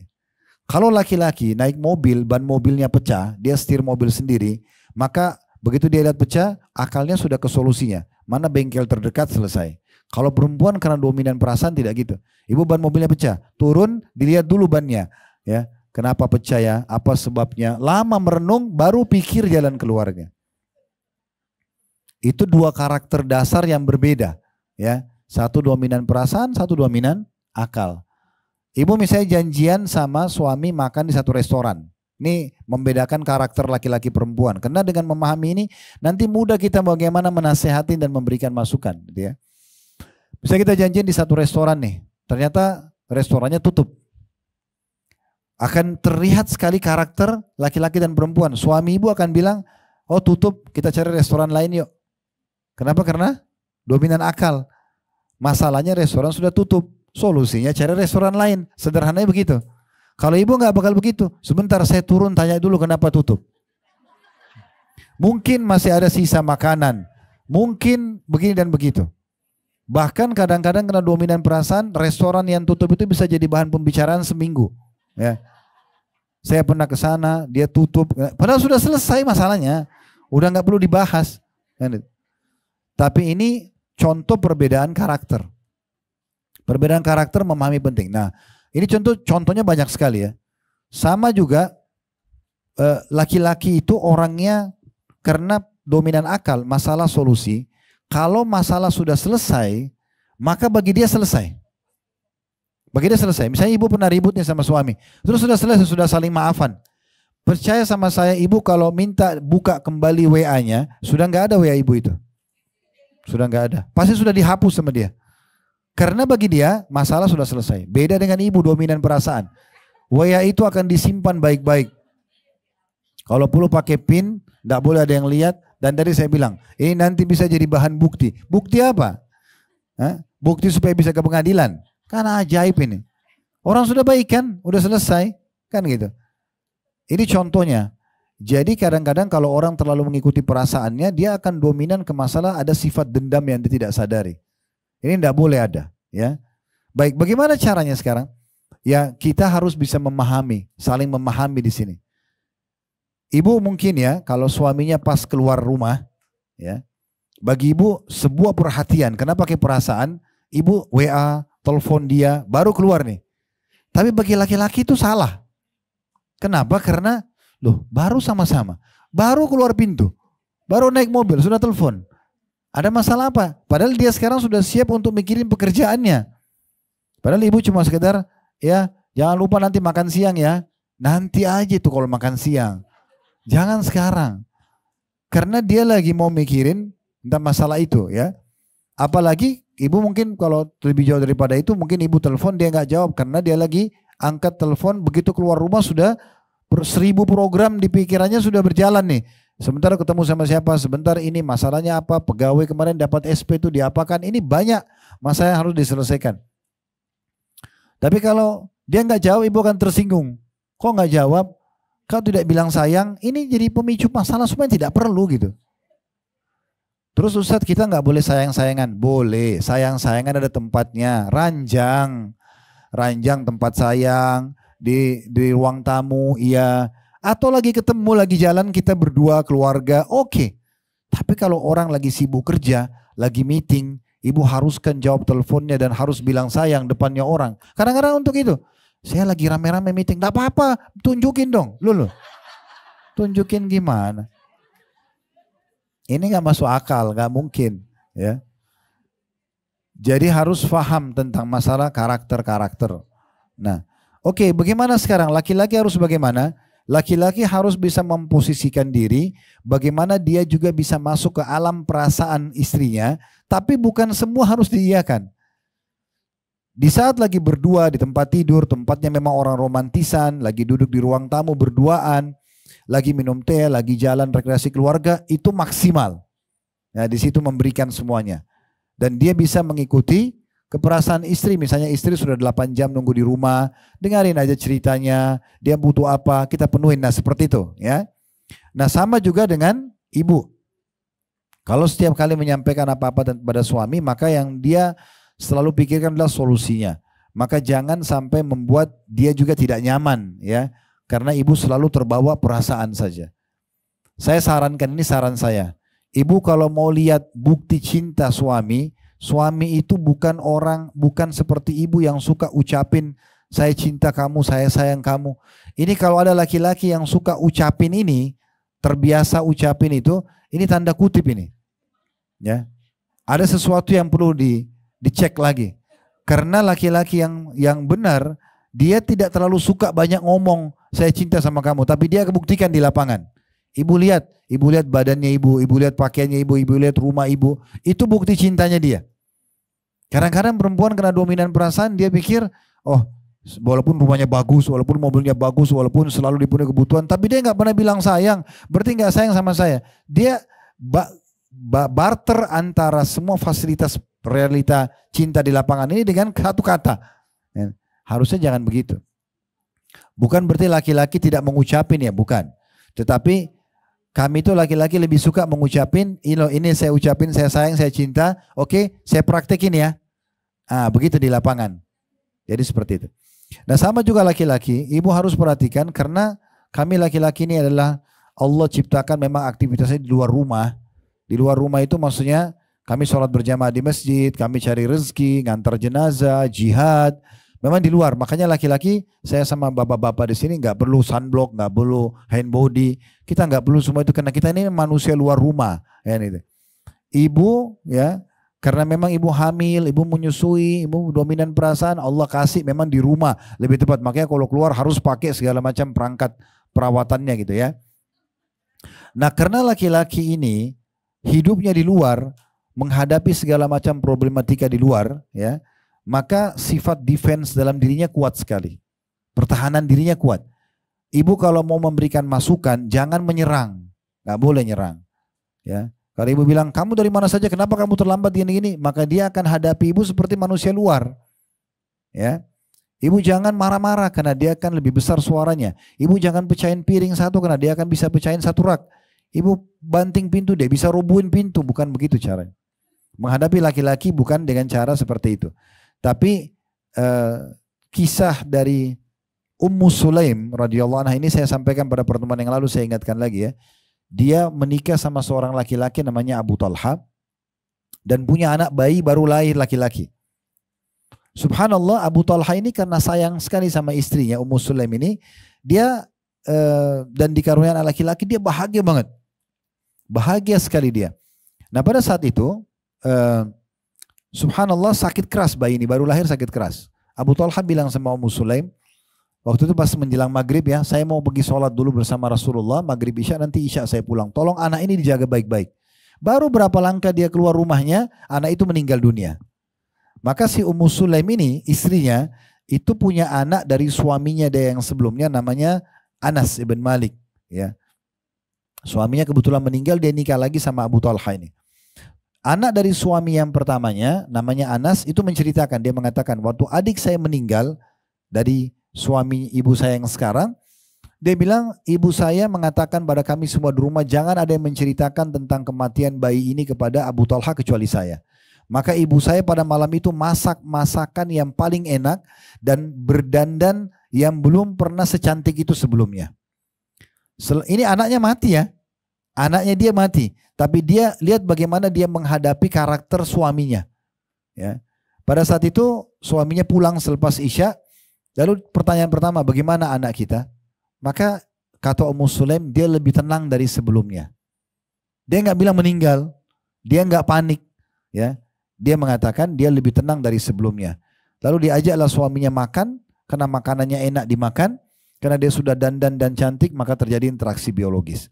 Setelah selesai semua itu, baru dia bilang sama suaminya di atas ranjang, selesai interaksi biologis, dia mengatakan, wahai Abu Talha, bagaimana pendapat Anda kalau seandainya ada orang yang meminjamkan kepada kita satu benda, kemudian dia minta kembali.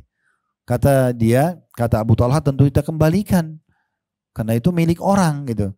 Kata Ummu Sulaim, kalau begitu berharaplah pahala dari Tuhanmu, karena Tuhanmu sudah mengambil anak kita. Maksudnya itu milik dia sudah diambil. Itu anak kita sudah diambil oleh Tuhannya. Maka Abu Talha kaget. Dia mengatakan, kenapa kau biarkan saya untuk makan dulu, saya biologis dulu sama kamu, baru kamu sampaikan tentang kematian anak itu. Muslim cuma diam saja. Karena dia hanya ingin suaminya nggak kaget.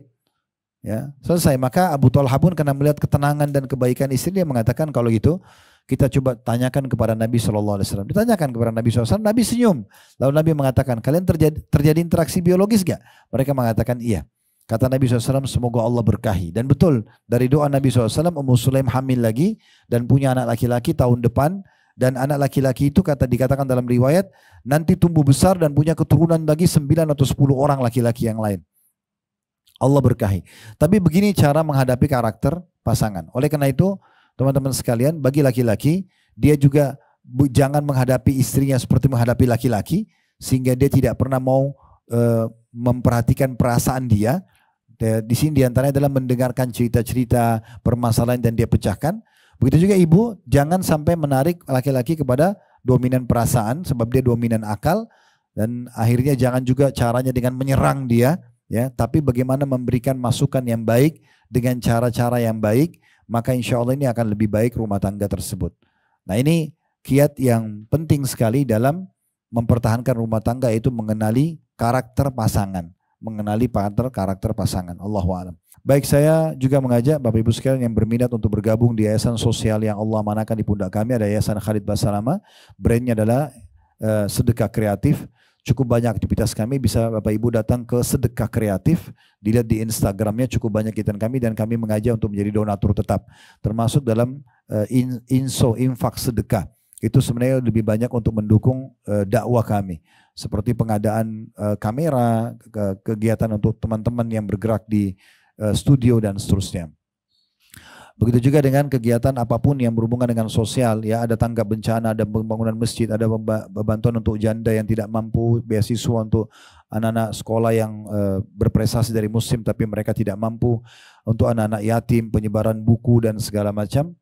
Ini insya Allah cukup banyak ya yang bisa ikut di situ. Dan bagi yang berminat untuk bergabung dengan haji dan umroh bersama kami, bisa juga mendatangi travel yang Allah manakan, namanya Uhud Tour. Nanti tinggal dilihat Uhud Tour ini untuk mengenang perang Uhud, saya menamakan Uhud Tour, gitu ya. Begitu saja. Kalau ada benar dari Allah, kalau ada salah dari saya mohon dimaafkan. Subhanakallahumma bihamdika asyhadu an la ilaha illa anta astaghfiruka wa atubu ilaik. Wassalamualaikum warahmatullahi wabarakatuh.